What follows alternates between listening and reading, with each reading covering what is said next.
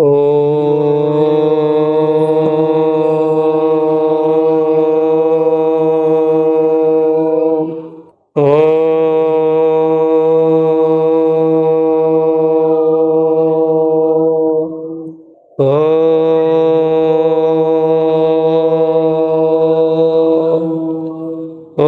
गुरुर्ब्रह्मा गुरुर्विष्णुः गुरुरेव महेश्वरः गुरु साक्षात् परब्रह्म तस्मै श्री गुरवे नमः.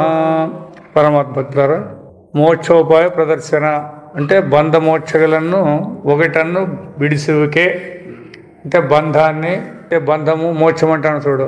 ఇది ఏమి బంధం అంటే ఏమి, మోక్షం అనే దాన్ని విడదీసేది. ఇప్పుడు ఓం సర్వాజీవే సర్వసంస్థే బృంహతే అస్మిన్ హంసో భ్రామ్యతే బ్రహ్మచక్రే ఉతాగాత్మానం ప్రేరితారం చ మత్వా జుస్వస్తతః తేనాం తత్వమేతి అనేది ఇది ఒక మంత్రం. ఇది అది శ్వేతాశ్వర ఉపనిషత్తులో.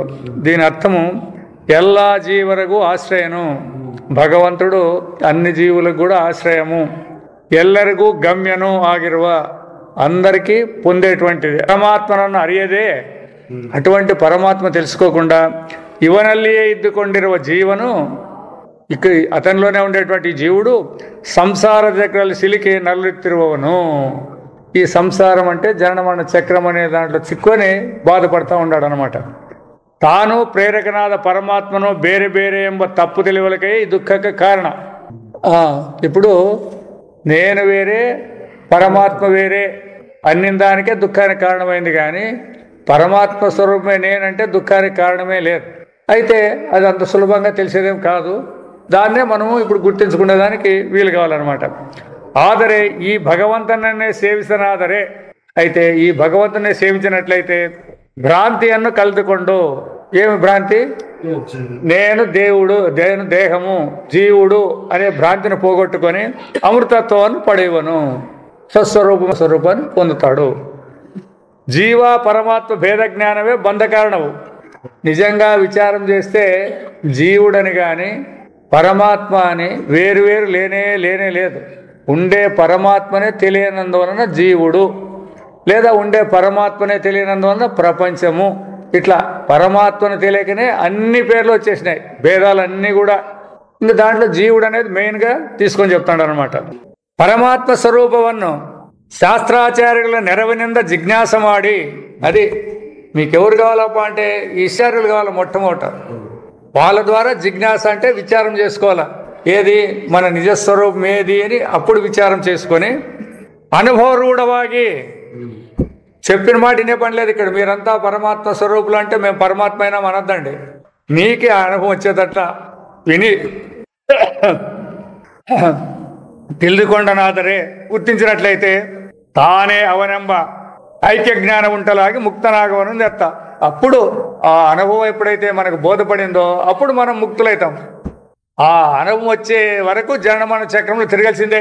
పుట్టేది సచ్చేది ఎవరికి తప్పేదానికి లేదు. ಅಧ್ಯಾತ್ಮಶಾಸ್ತ್ರವು ಮೋಕ್ಷವೆಂಬ ಪರಮಪುರುಷಾರ್ಥವನ್ನು ಪ್ರತಿಪಾದಿಸುವುದಕ್ಕಾಗಿಯೇ ತಾತ್ಪರ್ಯದಿಂದ ಹೊರಟಿರುತ್ತದೆ. ఈ అధ్యాత్మశాస్త్రం అని కానీ వేదాంతం అని కానీ చెప్తాడరే, ఇది మీరందరూ పరమాత్మ వేదాని కోసమే బయలుదేరింది. మీరు అనుకున్నట్ల ప్రపంచం పుట్టింది, ధర్మాలు ఉన్నాయి, ఇవన్నీ చెప్పేకి రాలే దానికి. అర్థమైనా? ప్రపంచంలో మనం పుట్టినాము, సస్తానం అనేది మనకి తెలుసు. వ్యవహారంలో ధర్మాలు చేయాలనేది మనకి తెలుసు. దాన్ని చెప్పేకి ఏంటి రావాలి? ఇది ఈ శాస్త్రం, అధ్యాత్మ శాస్త్రం అనేది అవి చెప్పేకి ఏంటికి రావాలా అని. మీరంతా పుట్టేవాళ్ళు, చనిపోయేవాళ్ళు, ధర్మాలు చేస్తే పలాంటి లోకాలకు పోతారని ఎందుకు చెప్పేకి రావాలా? దాని తాత్పర్యం అది కాదు. మీరంతా కూడా జననము, మరణము, సుఖ దుఃఖాలు, ఆకలి దప్పులు లేనటువంటి స్వరూపులు అని చెప్పేకొచ్చింది. ఎంత ధైర్యంగా మాట్లాడుతుంది లెక్కేసుకోండి. ಮತ್ತು ಮುಕ್ತಿಯ ತತ್ವವನ್ನು నిస్సంశయವಾಗಿ ತಿಳಿಸಿಯೂ ಕೊಟ್ಟಿದೆ. నీవు పరమాత్మ స్వరూపుడే, నేను బంధములో లేను, నాకు మోక్షము ముక్తి వచ్చింది అనేది నిస్సం లేకోకుండా తెలియజెప్తుంది. ఆದರೂ ಹೀಗೆ ఈ శాస్త్రವನ್ನು చింతన ಮಾಡುವರು ಎಲ್ಲರೂ. ఈ అధ్యాత్మ శాస్త్రాన్ని చింతన అది చెప్పిండేది ఆ విధంగా చెప్పింటే, ఇప్పుడు ఈ విచారం చేసే వాళ్ళందరూ కూడా ఏమే ఏకాభిప్రాయం ఉన్నవరాగి ఇరువదిల్లా. ఈ అభిప్రాయం లేదు ఎవరికి. మీరంతా మనమంతా పరమాత్మ స్వరూపులనే అభిప్రాయమే లేదు. మనం ఎట్లయితామా జీవులే పరమాత్మే జంతువులే అని ఇట్లా పెట్టేసినారు అన్నమాట. ఎందుకు విచారం లేదంటే, విచారం ఉంటే వాళ్ళకే తెలిసిపోతుంది. ఆ విచారానికి వాళ్ళకి తెలియలేదు, వాళ్ళు దాన్ని వినేసాటికి పోలేదు. ఎక్కడైతే ఈ శాస్త్రం చెప్పబడుతుందో దాన్ని వినలేదు వాళ్ళు. ఒకవేళ విన్నా కూడా వాళ్ళకి అది అంటే అట్లా లేదు. కారణం ఏమి అంటే, ఎంతవరకు మనం వ్యవహారంలో 100% చిక్కుని తనలాడుతున్నామో అంతవరకు సాధ్యం కాదు. అందుకే కర్మయోగం ఎవరైనా ఉంటే అటువంటి వారికి లభ్యమవుతుంది. కర్మయోగం అంటే ఏమి? భగవంతుడు మన చేత ఈ కర్మలు చేయిస్తాడు కాబట్టి మనం చేసేవాళ్ళే. అంతేగాని నేను చేస్తాననే అహంకారం కానీ, నేను చేసేదాను కాబట్టి నాకు ఈ ఫలం రావాలన్నట్టు మమకారం కానీ లేకుండా ఎవరైతే కర్మ చేస్తారో వాళ్ళందరికీ తత్వం బోధపడుతుంది. ఏం దీంట్లో అనుమానం లేదు. కాబట్టి ಇದಕ್ಕೆ ಅವರವರ ಬುದ್ಧಿ ಸಂಸ್ಕಾರ ಆಲೋಚನಾ ಕ್ರಮಗಳೇ ಕಾರಣ. ఎందుకు మనం అందరూ ఒక అభిప్రాయం లేదు? ఇప్పుడే లేదు కదా, వ్యవహారంలోనే లేము ఒక అభిప్రాయం. ಮತ್ತು ಕೆಲವರಿಗೆ ಪೂರ್ವಾಗ್ರಹವು ಪರಮತ ಖಂಡನ ವ್ಯಾಸನವು ಇರುತ್ತದೆ. కొంతమందికి మేము ఫలానా వాళ్ళము, ఫలానా దేవుని పూజిస్తాము, లేదా ఫలాని మతస్థులము అని వాళ్ళకి పూర్వాగ్రహం అంటే దాని మీద పూర్తి నమ్మకం పెట్టుకుంటారు అనమాట. దాన్ని ఇడిచిపెట్టి వచ్చేకే ఇష్టం లేదు వీళ్ళకి ఎవరికి. ఇప్పుడు మనం దేహం ఉంది, మీరు దేహం కాదంటే ఎంతమంది ఇడిచిపెట్టాం మనం? ఓవా మీరు ఎంతమంది అని చెప్పండి, మేము దేహమే అంటారు లేదా? అట్లా మళ్ళీ పరమత ఖండన, ఇతర మతాలనంతా ఖండించేది. వాళ్ళదేమో బాగుందంట, ఇతరులు మాత్రం ఖండించుకుంటూ పోయేది. ఇది చాలా మందిలో ఉందన్నమాట. ಆದ್ದರಿಂದ ಇಂಥ ಪರಿಶುದ್ಧವಾದ ಮೋಕ್ಷ ಜಿಜ್ಞಾಸೆಗೆ ಚಿತ್ತಶುದ್ಧಿ ಇಲ್ಲದವರು ಪ್ರವೇಶಿಸಲೇಬಾರದು. చెప్పండి, లెక్కేసుకోండి. మీరు ఎప్పుడైతే పరమాత్మ స్వరూపం కావాలని వస్తే వేదాంతానికి రావాలా. ఆత్మ స్వరూపం తప్ప మిగతా ఏమన్నా కోరికలు పెట్టుకొని వస్తే ఇటుకు రావాల్సిన పనే లేదంటుంది. అయితే మొట్టమొదటి మనకు అంత డీటెయిల్స్ తెలియవు కదా ఇవన్నీ. కాబట్టి కొంతవరకు పక్కన బుద్ధులు ఉంటాయి మనకు కూడా. అయితే నీ స్వరూపమే తెలుసుకోవాలన్నప్పుడు ఎట్లుండాలా అనేది ఇక్కడ మెయిన్ పాయింట్. వ్యవహారానికి తగినటువంటి కోరికలు అవన్నీ వేరే, దానికైతే వేరే అల్పమైనటువంటివి. అవి ఎక్కడో దొరుకుతుంటాయి, అవి వస్తుంటాయి, పోతుంటాయి. అవి పర్మనెంట్ కాదు. అవి నీ స్వరూపం అనేది శాశ్వతమైంది అన్నమాట. ఇది దీన్ని కోరే వాళ్ళు వ్యవహారంలో ఆసక్తి కలుపుకోకుండా ఉండాల. పని చేయండి, వ్యవహారం చేయండి, పర్వాలేదు. అయితే నేను అనుకున్నట్లు జరగాలా, నేను చేసినాను కాబట్టి ఇట్లే ఉండాలా, నా అభిప్రాయం ప్రకారమే ఉండాలంటే చూడండి, అది మాత్రం సాధ్యం కాదు. ఎందుకు అంటే ఏముందని నీకు స్వతంత్రం ఉందని ఆ విధంగా నువ్వు కమాండ్ చేస్తాడు. ఏమైనా మీలో ఎవరిలోనైనా మాకు స్వతంత్రం ఉందని ధైర్యంగా చెప్పండి చూస్తాం. ఎవరి మీద చేయబెట్టుకొని చెప్పండి ఎవరైనా ధైర్యంగా మేము చేసే శక్తి ఉంది అని అంటే. ఎందుకంట అంటే నీ ప్రాణం అనేది లేకపోతే నువ్వేం చేస్తావు? మొట్టమొదటి కనుకో ఎప్పుడే కానీ ప్రాణం ఉంటే మీరేమనేది, ప్రాణం లేకపోతే ఏం చేస్తారు? మరి ప్రాణం మీ స్వాధీనంలో ఉందే, మరి అయిపోయాయి. కాబట్టి మనం ఏం చేయాలి? ఇప్పుడు పరాధీనమైనటువంటి భగవంతుడు ఏం చేయిస్తే అది చేస్తామంటే అయిపోయింది, సులభము. నెత్తి మీద వేసుకొని కనలాడేదానికంటే ఆయన మీద పారేసి తిరిగేది మేలు కదా. నేను చేస్తాననే దానికంటే మీరేం చేస్తే దానికి మేము అంటామప్ప అంటే సులభం అయిపోయి పని. అంతవరకు కేవలవాద ప్రవృత్తి ధర్మదಲ್ಲಿಯೇ తృప్తరాగదు ఒళ్ళేదు. కాబట్టి మీరు వ్యవహారం చేసుకొని ఆ వ్యవహారంతోనే తృప్తి పడండి అంతే. పరమాత్మ స్వరూపం కావాలని కోరద్దండి. మేము సస్తాము, పుడతాము, సస్తాము, ఇంతే సాలప్ప మాకంటే రైట్.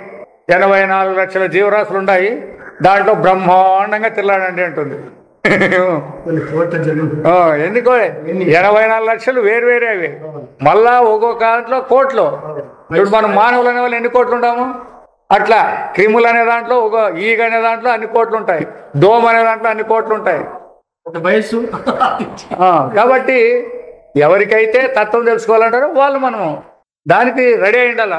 ఎందుకంటే ఒకే తూరే ఇవన్నీ మనకేం లభ్యమయ్యేటట్టు లేదు. అయినా మనకి జిజ్ఞాస కలిగింది, ఏమి దీన్ని వినాలా అని. దానికి మనం సంతోషపడాల. కాబట్టి దోషాలు ఏముండాయో దాంట్లో వదిలించుకుంటూ పోలేం అంతే. ఇటు రాకూడదని కాదు, మేము వ్యవహారం చేస్తాం కాబట్టి మీరు చెప్తే కుదరదు కాబట్టి మేము రామంటే మీ కర్మది. చేస్తాం, అందరూ చేస్తాం, చెప్పేవాళ్ళు చేస్తున్నారు, వినేవాళ్ళు చేస్తున్నారు. ఏం దీంట్లో ఏం పొరపాటు ఏం లేదు. దాంట్లో నుంచి ఆసక్తి తగ్గించుకుంటూ రావాలా అనేది ముఖ్యం. మనం విని దానికి గుర్తం ఏమప్ప అంటే ఆసక్తి తగ్గించుకుంటూ రావాలా. అది మీ అనుభవంలో కూడా ఉంది. మనం అనుకున్నవి ఇంతవరకు ఏవి జరగలేదనేది అందరికీ తెలుసు. కొన్ని జరిగినాయి కదా, అవి మీరు అనుకున్నా జరుగుతాయి, అనుకోకుండా జరుగుతాయి. అది ఎందుకు? ఆ టైం టేబుల్ ఉందో ఒకటి, అది మనం పుట్టినప్పటి నుంచి చనిపోయే వరకు ఏమేమి చేయాలా, ఎప్పుడు ఎక్కడ చేయాలా, ఏం చేయాలా, ఎట్లా చేయాలా అనేది అన్నీ రెడీగా ఉంటాయి అనమాట. ఇవన్నీ పోయిన వారు మనం రాలే, ఎందుకు మన టైం టేబుల్లో లేదా ఆ ఛాన్స్, అర్థమైనా? కాబట్టి ఒకవేళ ఉన్నా కూడా కొంతమంది రాలేకపోతాము, అది వాళ్ళ టైం టేబుల్లో ఉండలేదు. అందువలన ఆ టైం టేబుల్ ప్రకారమే జరుగుతాయి కానీ మధ్యలో మార్పులు లేవు. ఇప్పుడు జరిగేటివన్నీ కూడా మళ్ళీ ముందుకు వస్తుంది. అది ఇప్పుడు ఇక్కడ మార్చే క్వశ్చన్స్ లేవు. ఏమి మనం భగవంతుని ఎంతన్నా వేడుకోండి, ఏమన్నా వేడుకోండి, నేను ఇంకా 2 నాళ్ళు బతకాలంటే నువ్వేం బతికేయలేదు అంటాడు. నా సర్వస్వం నీకు ఇస్తానండి, ఇస్తే మాత్రం నేనేం చేస్తాను? నీవు తెచ్చుకున్నావు, పాప పుణ్యాలు తెచ్చుకున్నావు, దాన్ని అనిపించే తీరాలి అంతే. దానికి పక్కకి తప్పించుకునేదానికి అధికారం లేదు. ఇప్పుడు నువ్వేమైనా భగవంతుని ఆశ్రయించి ఆ విధంగా నేను చేస్తానని అభిమానం లేకుండా ఏమైనా చేస్తే దాని ప్రయోజనం ముందు జన్మలకు మనకు వస్తుంది. అది ఇప్పుడు మనం చేసుకోవాల్సిండేది. ಇಲ್ಲವಾದರೆ ನಿರ್ವಿವಾದವಾಗಿರುವ ಮೋಕ್ಷಶಾಸ್ತ್ರವು ವಾದ ವಿವಾದಗಳ ಭೂಮಿಯಾಗಿಬಿಡುವುದು. ఏ వివాదము లేనటువంటి పరమాత్మ స్వరూపంలో వ్యవహారంలో ఉండేవాళ్ళు వస్తే ఈడ అది ఎట్లా ఎందుకు జరగకూడదు, ఇది ఎట్లా ఎందుకు జరగకూడదు అని తకరారులు తారేస్తాయంటే ఒకరికొరికి భేదాభిప్రాయాలు కలుగుతాయే కానీ దాని నుంచి ఎవరు మోక్షం పొందేటట్లేరు. లేదా వాళ్ళు వాదం చేసిన దాని వల్ల ప్రయోజనం ఏమన్నా ఉందంటే ఏం లేదు, ఇంత ఆయాస కలుగుతుందంటే. ఈగిన కాలಕ್ಕೆ వేదాంతికి ఇడిదిదే. వేదాంత దర్శనం అంటే ఇటువంటి దుస్థితికి వచ్చిందంటే ఎవరికి దీని మీద మోజే లేదు. అది మెయిన్ పాయింట్. ఋషివర్యಗಳು ఇంత అపక్వ జిజ్ఞాసకులాగలిలా. పూర్వకాలంలో జిజ్ఞాస అంటే ఎట్లా చేయాలా, వాళ్ళు ఏమనుకుంటాడారంటే దేహధారణ, దేహానికి కావాల్సిన దానికంటే మన మనస్సు సమాధానంగా ఉంటే ఎట్లయితే ఉంటుందని ప్లాన్ చేశారంట వాళ్ళు. దేహానికి ఇటువంటి ఆహారము, ఇటువంటి బట్టలు, ఇటువంటి ఆభరణాలు, ఇటువంటి బిల్డింగ్లు ఇట్లా అడగాలని ఆలోచన చేయలేదు వాళ్ళు. ఏ విధంగా ఉంటే మనస్సు సమాధానంగా ఉంటుంది దాని వైపు పోయినారు వాళ్ళు. మనం ఎట్లా పోతాడాము, ఇవి ఇట్లాంటివన్నీ ఉంటే మనస్సు సమాధానం ఉంటుంది మనం అనుకుంటాడాము. సమాధానం ఎట్లయితుంది? అది దానితో సమాధానాలు రావాలి. కాబట్టి వాళ్ళ జిజ్ఞాస పరిపక్వత చెంది ఉన్నది, మన జిజ్ఞాస అపరిపక్వత ఉండదనమాట. ಅವರೆಲ್ಲರೂ ಚಿತ್ತಶುದ್ಧಿಯನ್ನು ಸಂಪಾದಿಸಿಕೊಂಡವರ ಕೇವಲ ತತ್ವಾನ್ವೇಷಣೆಗಾಗಿಯೇ ವಾದ ವಿವಾದಗಳನ್ನು, ವಿಚಾರ ವಿನಿಮಯಗಳನ್ನು ಕೈಗೊಳ್ಳುತ್ತಿದ್ದರು. కాబట్టి మనసులో ఎలాంటి కల్మషం లేకుండా కేవలం పరమాత్మ స్వరూపాన్ని తెలుసుకుంటేకే ఏమైనా ఇటువంటి ఏ విధంగా మేము తెలుసుకుంటాము అని గురువుల దగ్గరికి పోవడము, వాళ్ళ దగ్గర ప్రశ్న వేయడము, దాని నుంచి తెలుసుకొని ఇట్లా వ్యవహారం చేస్తున్నారు. ఎవరు? పూర్వకాల ఋషులు. ఇది సంస్కృతి ಹೆಗ್ಗುರ್ತೆನಬಹುದು. ఇది మన సంస్కృతి యొక్క ముఖ్యమైన గుర్తు. ఇది ఆ సంస్కారం అనేది చాలా కష్టం. మనము నేర్చుకుంటాడు సంస్కారాలు, కాదనేకేం లేదు. చూపిస్తాడు సంస్కారాలు అనేటివి టీవీలో చూస్తే కంపమే పుడుతుందన్నమాట మనకి. ಆದ್ದರಿಂದ ಅವರ ವಿಚಾರ ಸರಣಿಯು ಮೆಲ್ಲ ಮೆಲ್ಲನೆ ತತ್ವದರ್ಶನ ಕಡೆಗೆ తాగి కಡೆಯಲ್ಲಿ సిద్ధాంతಕ್ಕೆ నెలకొండితూ. ఎప్పుడైతే వాళ్ళు చిత్తశుద్ధి పెట్టుకుంటారు, మాకు పరమాత్మ స్వరూపమే కావాలనుకుంటారు, ఆ విధంగా ప్రయత్నం చేసి చివరికి దాంట్లోనే నిలబడిపోయేవాళ్ళు. ಹಾಗೆ ನೆಲಗೊಂಡಂಥ ವಿಷಯಗಳನ್ನೇ ಅವರು ಗ್ರಂಥಗಳ ರೂಪದಲ್ಲಿ ಬರೆದಿಟ್ಟರು.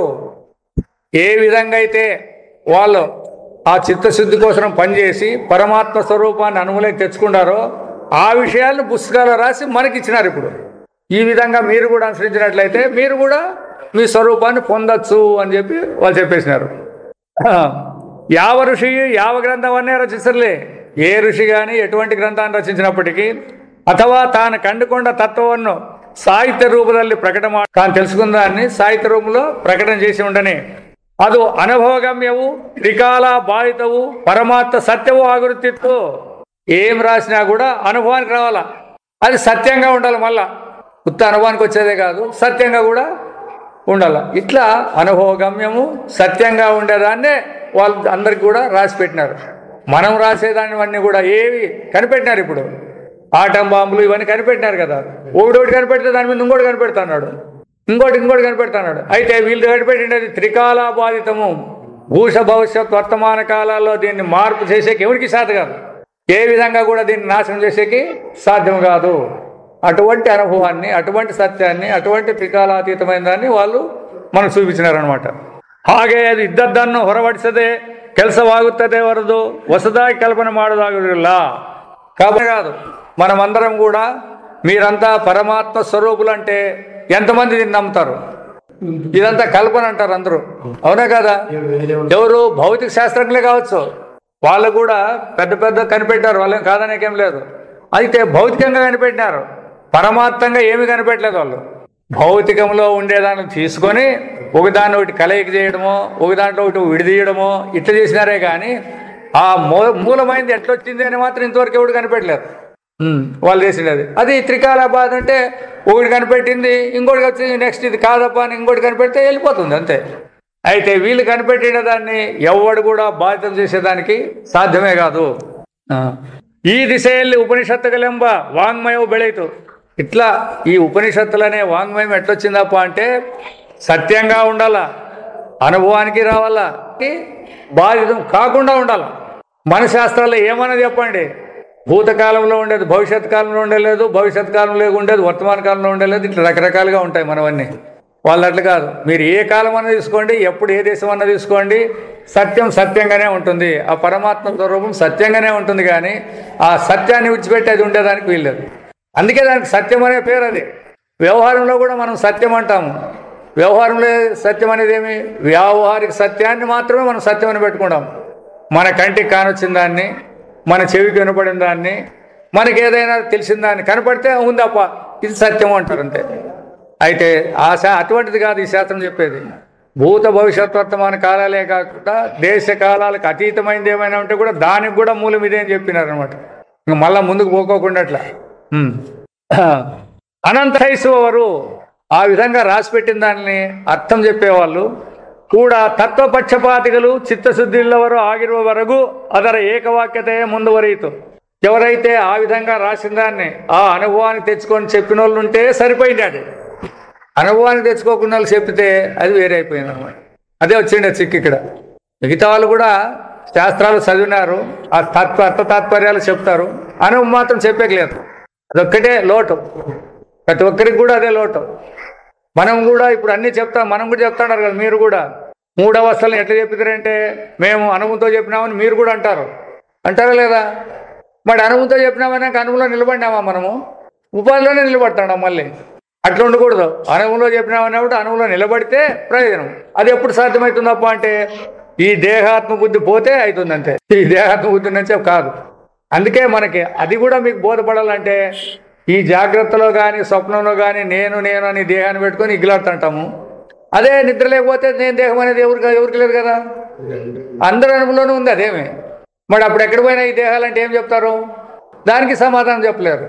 మళ్ళీ ఎట్లొచ్చినాయి అంటే దానికి సమాధానం చెప్పలేరు. అందుకోసమే ఆ అనుభవాలను మన దగ్గర పెట్టుకుంటే సులభంగా మనం బయటపడేకి వీలవుతుంది. ಹೀಗೆ పరంపరాగతవాద విచార సరణియు సంప్రదాయವೆನಿಸಿತು. ఇది సంప్రదాయం అంటారు. అందుకే ఆ అర్జునుడికి భగవంతుడు చెప్పేటప్పుడు చూడు, నేను సూర్యుడికి చెప్పింటే అంటాడు. సూర్యుడు ఇశ్వాక్ మనువుకి ఇట్లా ఒకరికోటి చెప్పుకుంటూ వచ్చినారు. దీన్ని ఊరినే ఎవరంటే వాళ్ళు చెప్పేది కాదు ఇది. అటువంటి అనుభవం ఉన్న గురువు, ఆ సంస్కారం ఉండేటువంటి శిష్యునికి చెప్పుకుంటూ వచ్చిండేది ఇది అంతే. బుక్కుల్లో రాసింటే నేర్చుకునేది కాదు ఇది.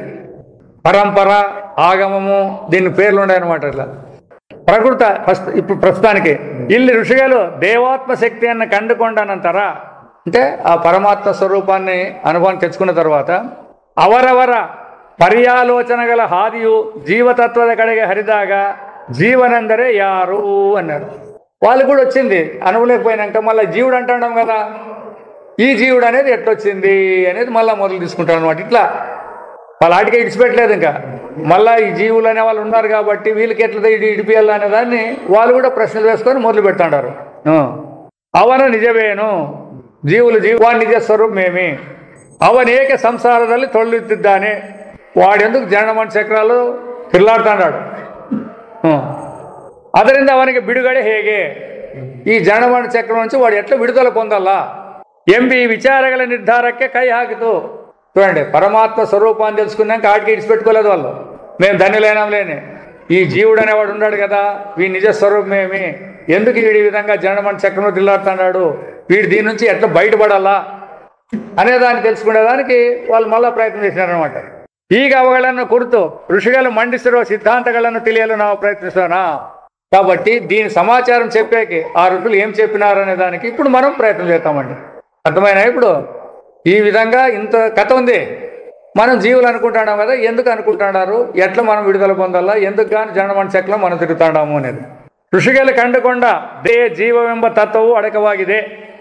కాబట్టి ఆ ఋషులు కనుక్కున్నటువంటి ఆత్మస్వరూపంలోనే ఈ జీవత్వం అనేది కూడా అణిగి ఉంది అన్నమాట. దాంట్లోనే అది కొత్తగా సపరేట్గా లేదు. అది కారణం ఏమి అన్నట్లయితే పరమాత్మ కంటే వేరే ఏందన్నా ఉందంటే పరమాత్మ సత్యం కాదు. ఇంకా ద్వైతం వచ్చిందంటే కుదరలేదు. ఇక్కడ అద్వైతం అంటే అతడు ఒకడే ఉండాలా, మరి ఇవన్నీ ఉన్నాయి కదా అంటే ఇంతకుముందు కూడా మనం చెప్పుకున్నాం కొన్ని విషయాలు.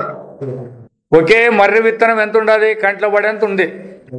దాంట్లో పుట్టినటువంటి చెట్టు వేర్లు ఎంత, బుడాలు ఎంత, కొమ్మలు ఎంత, రెమ్మలు ఎంత, ఆకులు ఎంత, ఇవన్నీ ఎక్కడి నుంచి వచ్చినట్టు ఏం చెప్తారు? మర్రి విత్తనం ఎవరికైనా కనపడుతుంది ఇన్ని ఉన్నాయని. అవి దృష్టాంతాలు, అవి కాష్టాంతం కాదు. మళ్ళా పరమాత్మ కూడా అట్లేమైనా రకరకాలుగా పరిణామం చెందాడా, విత్తనము మొలకై పుట్టి ఇట్లా అంటే అట్లేం పుట్టలేదు. ఉండే పరమాత్మ ఉన్నట్లే ఉంటాడు, ఇట్లా కాని వస్తాడు. ఇది అందుకే అది భగవంతుని యొక్క మాయాశక్తి అంటారు. భగవంతుడు చాలా మంది వీళ్ళు కూడా భగవంతుడు వేరే భగవంతుడు మాయ వేరే అని చెప్తాంటారు చాలా మంది. అది పొరపాటు. ఇప్పుడు భగవంతుని కంటే మాయ వేరే ఉందంటే ఇప్పుడు పరమాత్మ ఏకమెట్లయితాడు చెప్పండి? అప్పుడే మనం అడగాల. పరమాత్మ ఒకడే అన్నారు, మాయ వేరే ఉందంటే అది స్వతంత్రంగా ఉన్నట్లే కదా మరి. కాబట్టి పరమాత్మని యొక్క శక్తిని తెలియకోకుండా మాయ. ఎందుకు ఈ విధంగా చిత్ర విచిత్రంగా కనపడతా అంటే అబ్బా ఇదే బాగుందని మనం అంటామే కానీ దీనికి మూలమైన వాడు ఎవడు అనేది మాత్రం కనుక్కోలేము మనం. దానికి ఉదాహరణలు చాలా చెప్తారు దీంట్లో. ఇప్పుడు గారడీ చేసేవాడు వచ్చింటాడు మన ముందర. ఆ గారడీ చేసేటప్పుడు వాడు చూపించేటువంటి దృశ్యాల మీద మనకు మోజు ఉంటుందో చెప్పండి, చూస్తాం. ఆ దృశ్యాలు ఉండేదాని వల్ల వాడిని చూసేలేదు మనము. ఆ దృశ్యాలు అట్లా పరమాత్మ యొక్క ఈ మాయాజాలాన్ని చూసుకుంటే దీంట్లో సిక్కి దీంట్లోనే తనలాడుతున్నాం మనం. అవునే దీనికి మూలమైన వాడు ఎవడని దాన్ని ఇడిపించుకుంటే బయటకు వచ్చేస్తాం. అట్లా ఈ మాయాశక్తిని ఛేదించాలని చాలా మంది పోయి ఆ మాయలో చిక్కుని అట్లే పతనమైనారంట వాళ్ళు. అనుకుంటే చేతగాక ఎందుకు అనుకుంటారు? అది భగవంతునికి మాత్రం సాధ్యమైండేది. వీళ్ళు పోయి మేము కనుక్కుంటామంటే నీవు మాయ స్వరూపంలో వాడే ఒకడు. ఇప్పుడు మనం అందరం కూడా ఆ భగవంతుని మాయలోని సృష్టియే మనమంతా. ఈ మాయా సృష్టి పోయి అది తెలుసుకుంటారంటే ఎట్లా తెలుసుకుంటారు? ఆడే చిక్కుపడతాం అన్నాడు. కాబట్టి ఎప్పుడు కూడా ఆ ఎట్లయితే గార్డీ వాడిని చూసే దాంట్లో మనం ఉండాలి. ఎందుకంటే గార్డీ వాడిని ఇడిచిపెట్టి వాడు చూపించే దృశ్యాలు వేరే ఉంటాయా అని వాడి చేతిలో కదా అన్ని చూపించేది వాడు. అట్లనే పని అని ఎవడు కనుక్కోండి పరమాత్మే సత్యం అనుకుంటే వాళ్ళు ధన్యులు. దానిలోకి పడుకోకుండా, టోపీ పడుకోకుండా, ఈ చిత్ర విచిత్రాలే పడుకోకుండా పరమాత్మే సత్యము దీనికంత ఆధారమైన వాడు అని కనుక్కుంటే మనం ధన్యులు. లేదు ఆయనవే విలాసంగా ఉన్నాయి, చిత్రంగా ఉన్నాయి, చాలా మోజుగా ఉన్నాయి, చిక్కితే ఇంకదే జనమండమే. ಹೇಗೆ ನಾವು ಕಾಣುವ ಕನಸಿನಲ್ಲಿ ಏನೇನು ವಸ್ತುಗಳನ್ನು ನೋಡಿ ಕೇಳಿ ಮುಟ್ಟಿ ಅನುಭವಿಸುವೋ ಅವುಗಳ ಜೊತೆಗೆ ಅನುಭವಿಸುವ ಕರ್ತವು ಭೋಕ್ತವು ಆದವನ ಕನಸಿನಲ್ಲಿ ಅಡಕವಾಗಿರುವನೋ ಹಾಗೆ ಇಲ್ಲಿ ತಿಳಿಯಬೇಕು. ఇది కలలోన జీవుండు కౌతూహలంబున పెక్కుదేహంబులు పేరు వడసి ఇంద్రియంబుల వెంట ఎల్ల వృత్తంబులు నీక్షించి మరి తన్ను ఎరుగకరని. ఇప్పుడు స్వప్నం మీకు వచ్చింది, ఆ స్వప్నంలో నీవు ఉండవు లేదా? నేనే స్వప్నం చూసినా చెప్తాంటారు కదా. నీవు ఉండవు, నీతే చూడబడినవి కూడా అన్నీ ఉన్నాయి, వస్తువులన్నీ అవన్నీ ఉంటాయి కదా. నీవు అనుభవిస్తూ వాటితో అనుభవాన్ని పొందుకుంటూ మెలకు వచ్చింది. ఏమైంది ఇప్పుడు? ఆ స్వప్నంలో నేను ఉంటున్నట్టు కదా వాడు ఉండాడా? వాని దృశ్య ప్రపంచం ఉందే, వాని అనుభవాలు ఉన్నాయా? మళ్ళీ ఏమంటాడు? నేనని అన్నాడు కదా. ఆ స్వప్నంలో ఉండాడు, నేను కాదప్ప ఈడంటాడు. చూడండి, అట్లా మనం కూడా రావాలా. ఈ మెలకువలో ఉండేటువంటి నేను కానీ నాకు కనబడే దృశ్య ప్రపంచం కానీ సంబంధం లేనటువంటిది. దీని అంతటికీ సాక్షి అయిన స్వరూపం నాది అనే జ్ఞానం కలగాలి మనకి. కష్టమే కదా, కష్టమే, సులభమేం కాదు, చెప్పినంత సులభమేం కాదు ఇది. ఎందుకంటే ఎంతోమంది ఎన్నో జన్మలు ఎత్తితే కానీ సరిపోలేదు. మనం కేవలము ఏదో కొంత వినికిడితోనే కావాలంటే జన్మ సంస్కారం ఉంటే కావచ్చు, దానికే మళ్ళీ అది కూడా తప్పలేదు, మాకు ఛాన్స్ లేదనొద్దండి. పరీక్ష మహారాజు చెప్పేటప్పుడు అది చెప్తాడు, కలలోన జీవుండు కౌతూహలంబున పెక్కుదేహంబులు పేరు వడిసి ఇంద్రియంబుల వెంట నిశ్చించి అని చెప్తాడు అనమాట. నీకు ఒకే స్వప్నంలోనే 10 స్వప్నాలు వస్తాయి పట్టదు, అన్నీ మెలకువైనాక చెప్తాడు. నాకు ఇట్లా వచ్చిండే, మళ్ళీ ఇట్లా వచ్చా, మళ్ళీ ఇట్లా వచ్చా, మళ్ళీ ఇట్లా వచ్చా అని అన్నీ చెప్తా అంటాడు. అవన్నీ చూసినాడు అయ్యప్ప, ఎవడు చూడలేదు. సాక్షానుభవం అనేది అది. మళ్ళా ఆ సాక్షానుభవం అనేది ఇప్పుడు ఉపయోగించి తర్వాత మళ్ళా దాని కథ వేరే వస్తుంది. అంతే నిద్ర కూడా అంతే. సాక్షికే ఇవి అనుకోవాలి కానీ ఉపాధులకు కాదు. సాక్షికి ఒక కళకు ఒక సాక్షి, మెలకు ఒక సాక్షి, నిద్రకు ఒక సాక్షి లేడు. ఏ సాక్షి స్వరూపంలో మెలకును చూసినాడో అదే సాక్షి స్వప్నానికి ఆధారం, అదే సాక్షి నిద్రకు కూడా ఆధారం. ఒకే సాక్షి ఉండేది అంతే. అదిగా గుర్తుపెట్టుకోవాలి. అందుకే చెప్పేది, నీ స్వప్నానుభవాన్ని ఎట్లా గుర్తించినావో మెలకు అనుభవాన్ని కూడా దాంతోనే గుర్తించాలంటుంది. స్వప్నానుభవాన్ని మీరు ఎట్లా గుర్తిస్తురి? ఇంద్రియాలతో గుర్తించినారా?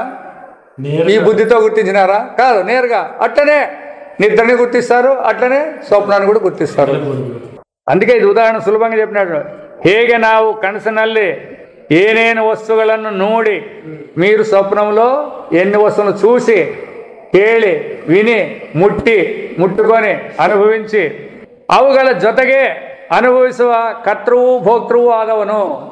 అనుభవించే భోక్త, అనుభవించేవాడిని భోక్త అంటారు, చేసేవాడిని కర్త అంటారు. రెండు నువ్వే కదాడా. అన్నం తినాలంటే కర్మగా కర్తగా ఉండాల, అన్నం తిన్న తర్వాత హాయిగా ఉందంటే భోక్తగా కూడా నువ్వు ఉండాలి కదా. అటువంటి కర్తృ భోక్తృ ఆదవను అయినటువంటి వాడు కనసనల్లే అడకವಾಗಿರುವನು. వాడు స్వప్నంలోనే ఉంటాడా లేకపోతే జాగ్రత్తలో కూడా ఉంటాడా? ఆ స్వప్నంలోనే అని ఉండాల్సిందే కదా. స్వప్నంలో ఉండే బూ తినేవాడు, అవునా, స్వప్నంలో బూ తిన్నాను అని అనుము చెప్పేవాడు స్వప్నంలో ఉంటాడా వాడు మెలకులో ఉంటాడా అని? వాడేం మెలకులో తినలేదు కదా బువ్వ, వాడేం దానికి అనుమానం ఏమి? వాడు స్వప్నంలో తిన్నాడు, స్వప్నంలోనే హాయిగా ఉంది అన్నాడు. రెండు వాడాడా కర్త భోక్త. వాడు మళ్ళీ బయటకు వచ్చేకుందా మెలకులేక కానీ నిద్రలేక కానీ.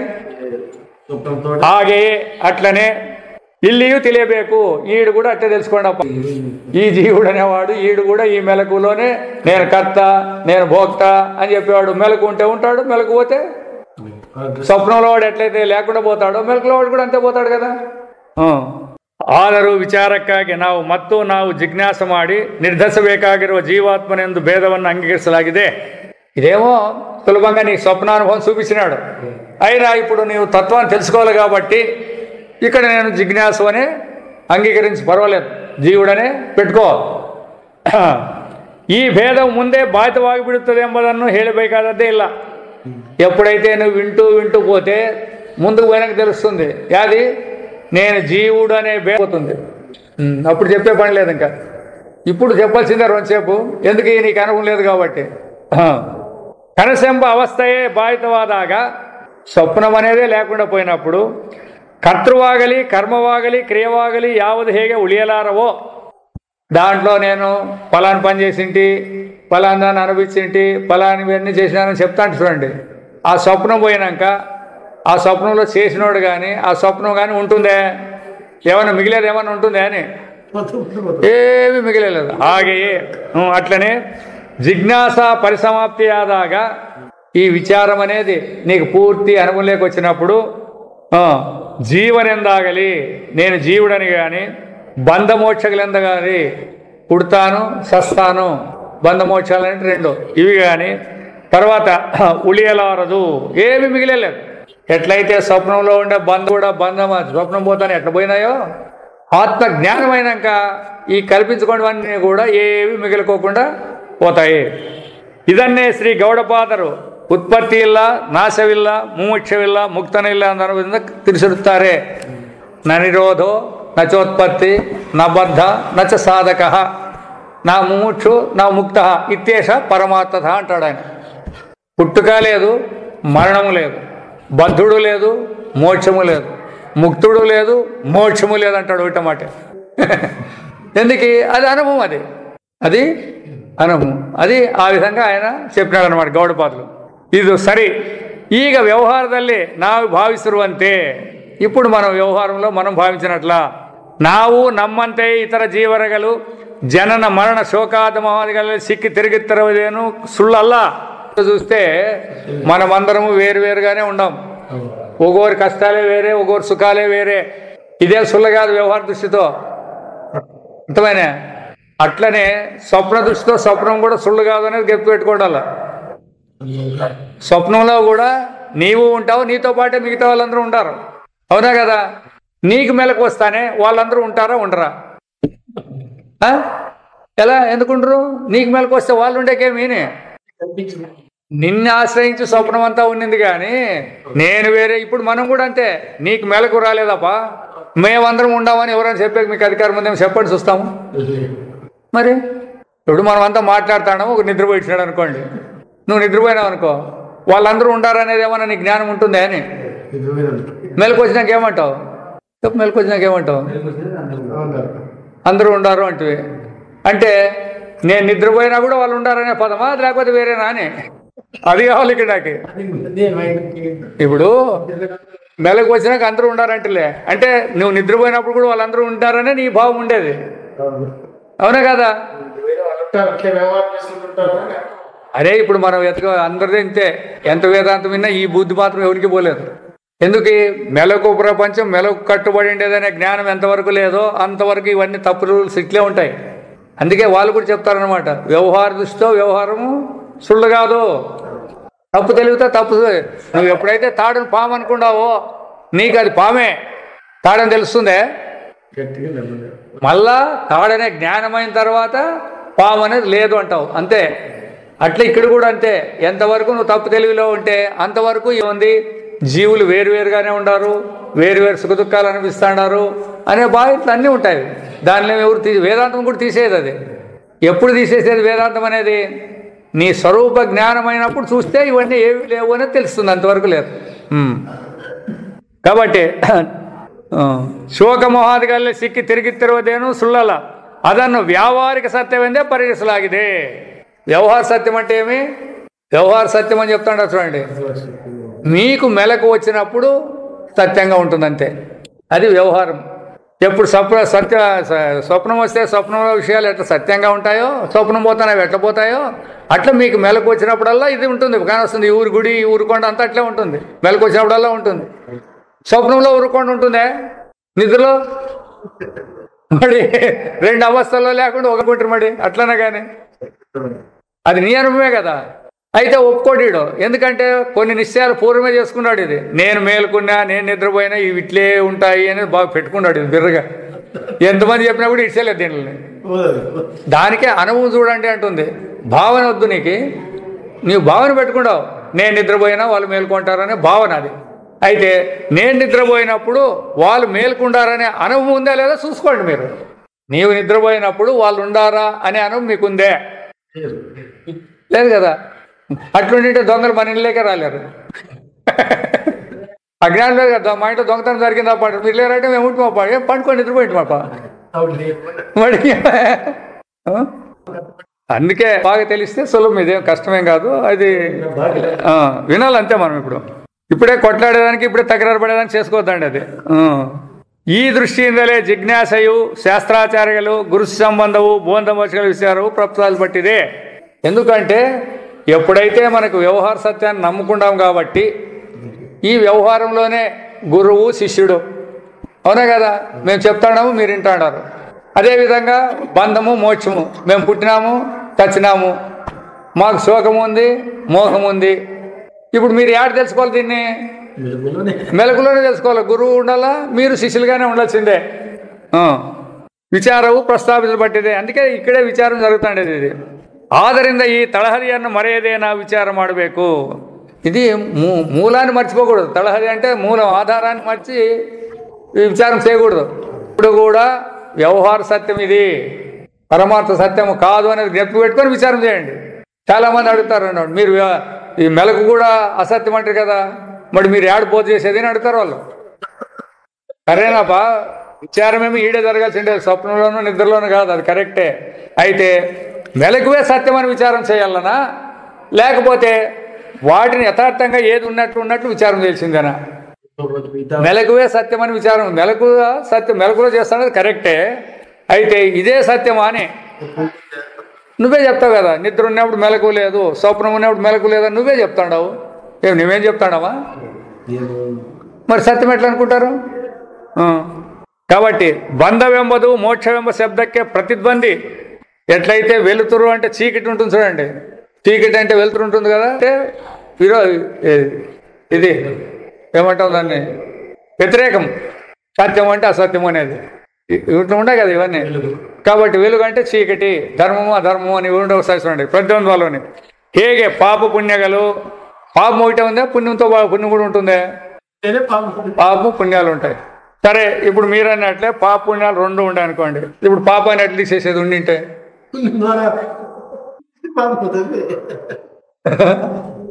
అంటే ఇక్కడ గుర్తుపెట్టుకోవాలా, పుణ్యం లేని దాన్ని పాపం అంటారు అంతే. పాపం అనేది స్వతంత్రం కదా. ఇప్పుడు షావుకారి బీదోడు అంటారు కదా, బీదోడు అంటే వాడు ఎట్లెట్లుంటాడని. ఎందుకు బీదోడు అన్నారు? డబ్బు లేదు కాబట్టి. చీకటి అని ఎందుకు అన్నారు? వెలుతురు లేదు కాబట్టి. అంతే, స్వతంత్రం కాదు అది. వెలుతురు లేదు కాబట్టి చీకటి అన్నారు, డబ్బు లేదు కాబట్టి దరిద్రుడు అన్నారు. అంతేగాని రెండు పదాలు ఉన్నాయాడా? వస్తువులు రెండు ఉన్నాయా అని అట్లా. అది ఆ వస్తువులు రెండు ఉండలేదు. ఒకదాని యొక్క అభావాన్ని లేదని చెప్పేదానికి ఇంకో దాన్ని ఉపయోగిస్తా అంటారు శాస్త్రం. ಧರ್ಮಗಳು ಎಂಬುವು ಒಂದೊಂದೊಂದು ಬಿಟ್ಟೆಲ್ಲವೂ ಹಾಗೆಯೇ. ఎట్లా? పాపాన్ని విడిచి పుణ్యం లేదు, పుణ్యాన్ని విడిచి పాపం లేదు, బంధాన్ని విడిచి మోక్షం లేదు, మోక్షాన్ని విడిచి బంధం లేదు. అట్లనే ಹಾಗೆಯೇ ಬಂಧ ಮೋಕ್ಷಗಳು ವ್ಯವಹೃತವಾಗಿವೆ. ಇಲ್ಲಿ ವಿಚಾರ ಮಾಡತಕ್ಕದ್ದೇನೆಂದರೆ, ఇక్కడ మనం విచారణ చేసింది ఏమప్ప అంటే, ಇವೆರಡೂ ಪರಸ್ಪರವಾಗಿ ಕತ್ತಲೆ ಬೆಳಕುలంತೆ ವಿರೋಧಗಳಾದ್ದರಿಂದ ಎರಡೂ ಒಟ್ಟಿಗೆ ಇರಲಾರವು. వెలుతురు చీకటి రెండవ సాట ఉండేదానికి వీల్లేదు. ఇప్పుడు బంధము మోక్షం అనేది కూడా రెండవ సాట ఉండేకుందే. నాకే బంధం వచ్చింది మళ్ళీ నాకే మోక్షం వస్తుందంటే ఎట్లట్లేదు? రెండవ సాట ఉండకూడదు కదా. గుర్తుపెట్టుకోండి అండి, పరస్పర విరుద్ధమైన రెండవ సాట కాపురం చేసేకలేదు. వెలుతురు చీకటి రెండవ సాట ఉండేకలేనట్లా. ಮತ್ತು ಬೆಳಕಿಲ್ಲದ ಸ್ಥಿತಿಯನ್ನೇ ಕತ್ತಲೆ ಎಂದು ನಾವು ಕಲ್ಪಿಸಿರುವಂತೆ, వెలుతురు లేని దాన్ని చీకటి అని మనం కల్పించినాము. అది వస్తువు కాదు, స్వతంత్రమైన వస్తువు కాదు. వెలుతురు లేని దాన్ని చీకటి అనే పదం ఉపయోగించినారు, కల్పించినాం అంతే. స్వతంత్రం కాదు ఉంటే దాన్ని తీసేసేది ఎవరికైతుంది? కల్పిಸಿರುವಂತೆ ಬಂಧವೆಂಬುದು ಮುಕ್ತಿ ಇಲ್ಲದ ಸ್ಥಿತಿ ಎಂದು ನಾವೇ ಕಲ್ಪಿಸಿದೆಂದು ತಿಳಿಯಬಹುದಾಗಿದೆ. కాబట్టి ఈ బంధం అనేది ఎప్పుడు చెప్పినారంటున్నారు? మోక్షం అనేది లేకపోతే బంధం అనేదాన్ని ఉపయోగించినారు అంతే, కల్పించినారు. నిజంగా నీకు బంధమే ఉన్నింటే, పుట్టి సచ్చేదే, దేహాలే మన స్వరూపాలు అయ్యింటే ఎవరు ఇడిపియాలి దీన్ని? లేని సత్యంగా ఉంటే ఎవరు ఇడిపిస్తారు? వేదాంతం వచ్చి ఎట్లా ఇడిపిస్తుంది? చెప్పేకి రాదు అది. మరి ఏమి? ఇది కల్పించుకుంటాం కాబట్టి కల్పన తీసేయచ్చు, ఎప్పుడైనా తీసేయచ్చు. మనం ఒక వస్తువుని చూసి అయ్యో ఇట్లుంది అనుకుంటాము అంటే, రాప దగ్గరికి పోదామని చూపించి చూడు ఉందా అంటే, నేను అనుకోండి అని అంటాడు అంతే. అట్లా ఇక్కడ కూడా మనం అనుకున్నాం కాబట్టి వేదాంతం వచ్చేసి మీరు అనుకుంటే సత్యం కాదు అని చెప్పేకి వచ్చింది అంతే. అర్థమైనా? కొత్త తయారు చేసేకి రాలే. ఇక్కడ మనం తప్పుగా తెలుసుకున్న దాన్ని మీరు తప్పు తెలుసుకుంటాడారని చూపించేకి వచ్చిండేది ఇది. స్థಿತಿಯೆಂದು ನಾವು ಕಲ್ಪಿಸಿದಂತೆ లేవాలి. ఇది నಮಗೆ ఇష్టವೂ ఆಗಿದೆ. మనం కూడా ఇష్టమా? మోక్షం అంటే ఇష్టం ఉందా లేదా చెప్పండి. పోనీ పుట్టి సచ్చేది లేకుండా ఉండేది ఇష్టం ఉందా లేదా? మొదట చెప్పండి. అది కూడా అడగాల్సిన విషయమే. ఏమయ్యా మేము పుట్టి సచ్చేదే మాకు మేలు అనే వాళ్ళు కూడా ఉండొచ్చు. పుట్టి సచ్చి లేకుండా పోతే రాళ్ళ కట్టలు పడినాలి కదా అని అంటారు వీళ్ళు. ఆ రాళ్ళ కథ ఇంకా పెద్ద కథ ఉందిలే. రాళ్ళ కథ కట్టలు పడేదానికే నీకు అది కానీ. రాళ్ళు అంటే ఏమి? అసలుకి ఎండకి వానకి గాలికి ఎప్పుడు సస్తాడు అలాగా. ఎక్కువ పాపం చేసింది రాళ్ళకి పుట్టేది. వీళ్ళు ఏమనుకుంటారంటే దానికి ఏమీ లేదని వీళ్ళు అనుకుంటున్నారు. స్థావర జంగమాలు అనేటివి ఎట్లా పుడతాయంటే చెప్తారు, శాస్త్రంలో చెప్తుంది అనమాట. పక్షులు, క్రిములు, కీటకాలు, చెట్లు, సేమలు పుడితే దానికి కొంత మేలు అంట, దానికి పుణ్యం చేసుకునేది. ఈ రాయి పుట్టిందంటే దీనికి ఉన్నంత దెబ్బ ఇంకేదానికి లేదంట ఇది. అందుకే దాన్ని స్థావరము అని చెప్పిండేది. అది ఏమైనా చేసినా మాట్లాడకూడదు. అది అంత పాపం చేసి ఉంటుందంట. మరి దాంట్లోకి పోవాలనుకుంటే ఎవరు వద్దనేటట్లేదు వీళ్ళు అంటారు అంతే. ఎందుకు అని రావాలి? అది రాయి ఎందుకు కావాలా? ఇది చెట్టు ఎందుకు కావాలా? ఇది పక్షి ఎందుకు కావాలా? ఇది క్రిమి ఎందుకు కావాలా? ఇది కీటకం ఎందుకు కావాలని వాళ్ళు ఆలోచన చేసినారు. ఇట్లా మనకు అట్లా వాడు ఎట్లా బాగుంటే వాడిని ఎట్లా చెడపాలని అట్లా మనం ఆలోచన చేస్తాడామో అట్లా కాకోకుండా వాళ్ళు ఇక్కడ దిక్కుపోయినారు. ఇట్లా మన తెలివంతా ఇక్కడ దిక్కు వచ్చింది, వాళ్ళ తెలివంతా అంతర్ముఖం అయిపోయింది అనమాట. అది అందుకోసమే ధైర్యంగా మనం ఇప్పుడు దాన్ని వింటే మనం కూడా దాన్ని లేదానికి వీలుంది. లేకపోతే అదే వినకపోతే మనం ఎట్లయితాం? మనం కూడా దానిలో ఏమైతా అంటామో మనం కూడా రాళ్ళు రప్పలు ఎట్లెట్లా వాళ్ళలో పడాలి అవన్నీ. అందుకే ఈ శాస్త్రం అంతా తెలుసుకోవాలంటే ఇట్లాంటి తెలిస్తేనే మనం కొంత మట్సంగా బతికేదానికి సాధ్యమవుతుంది.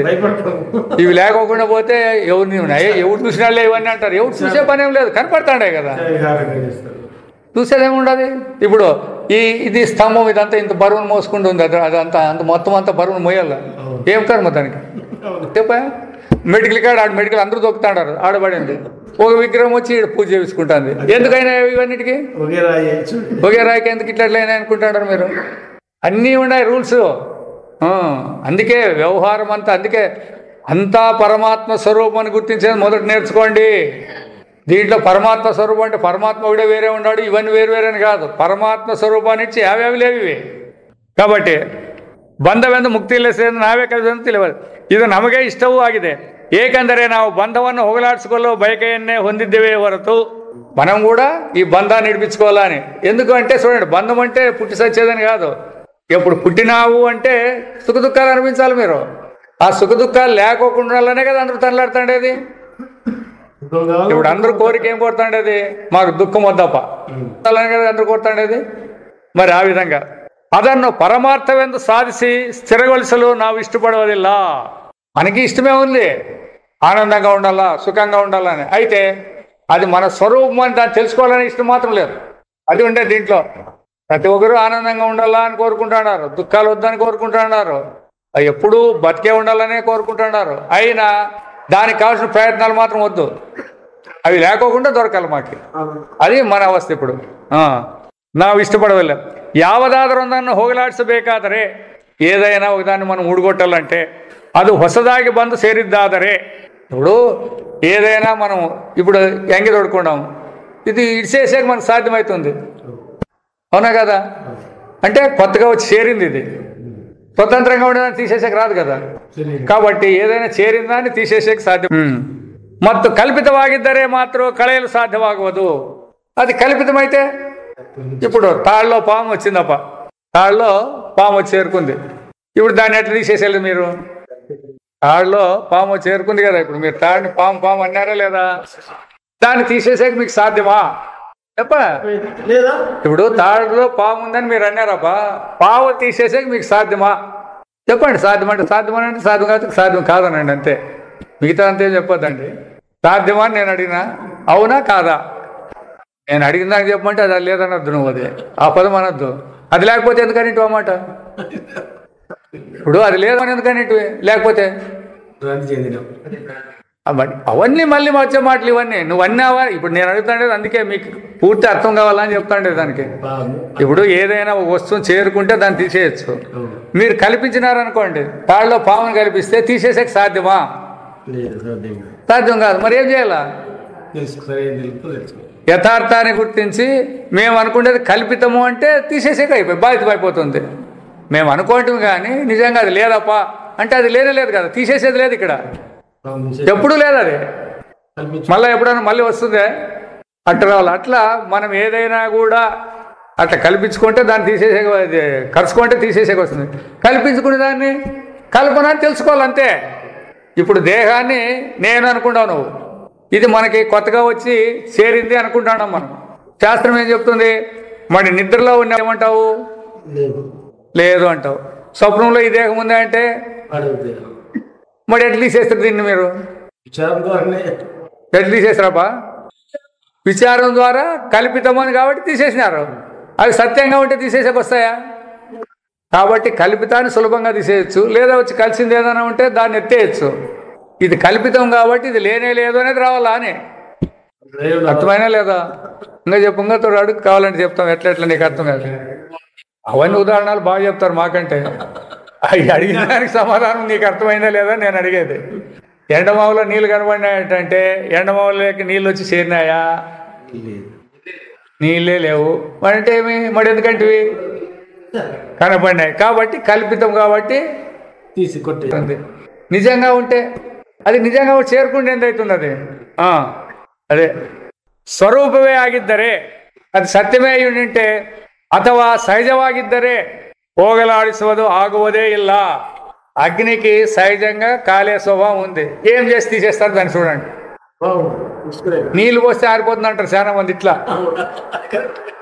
నీళ్ళు పోస్తే ఆరిపేసేది కాదు, ఇక్కడ అగ్గిలో ఆ వేడిని తీసేయాలి మీరు.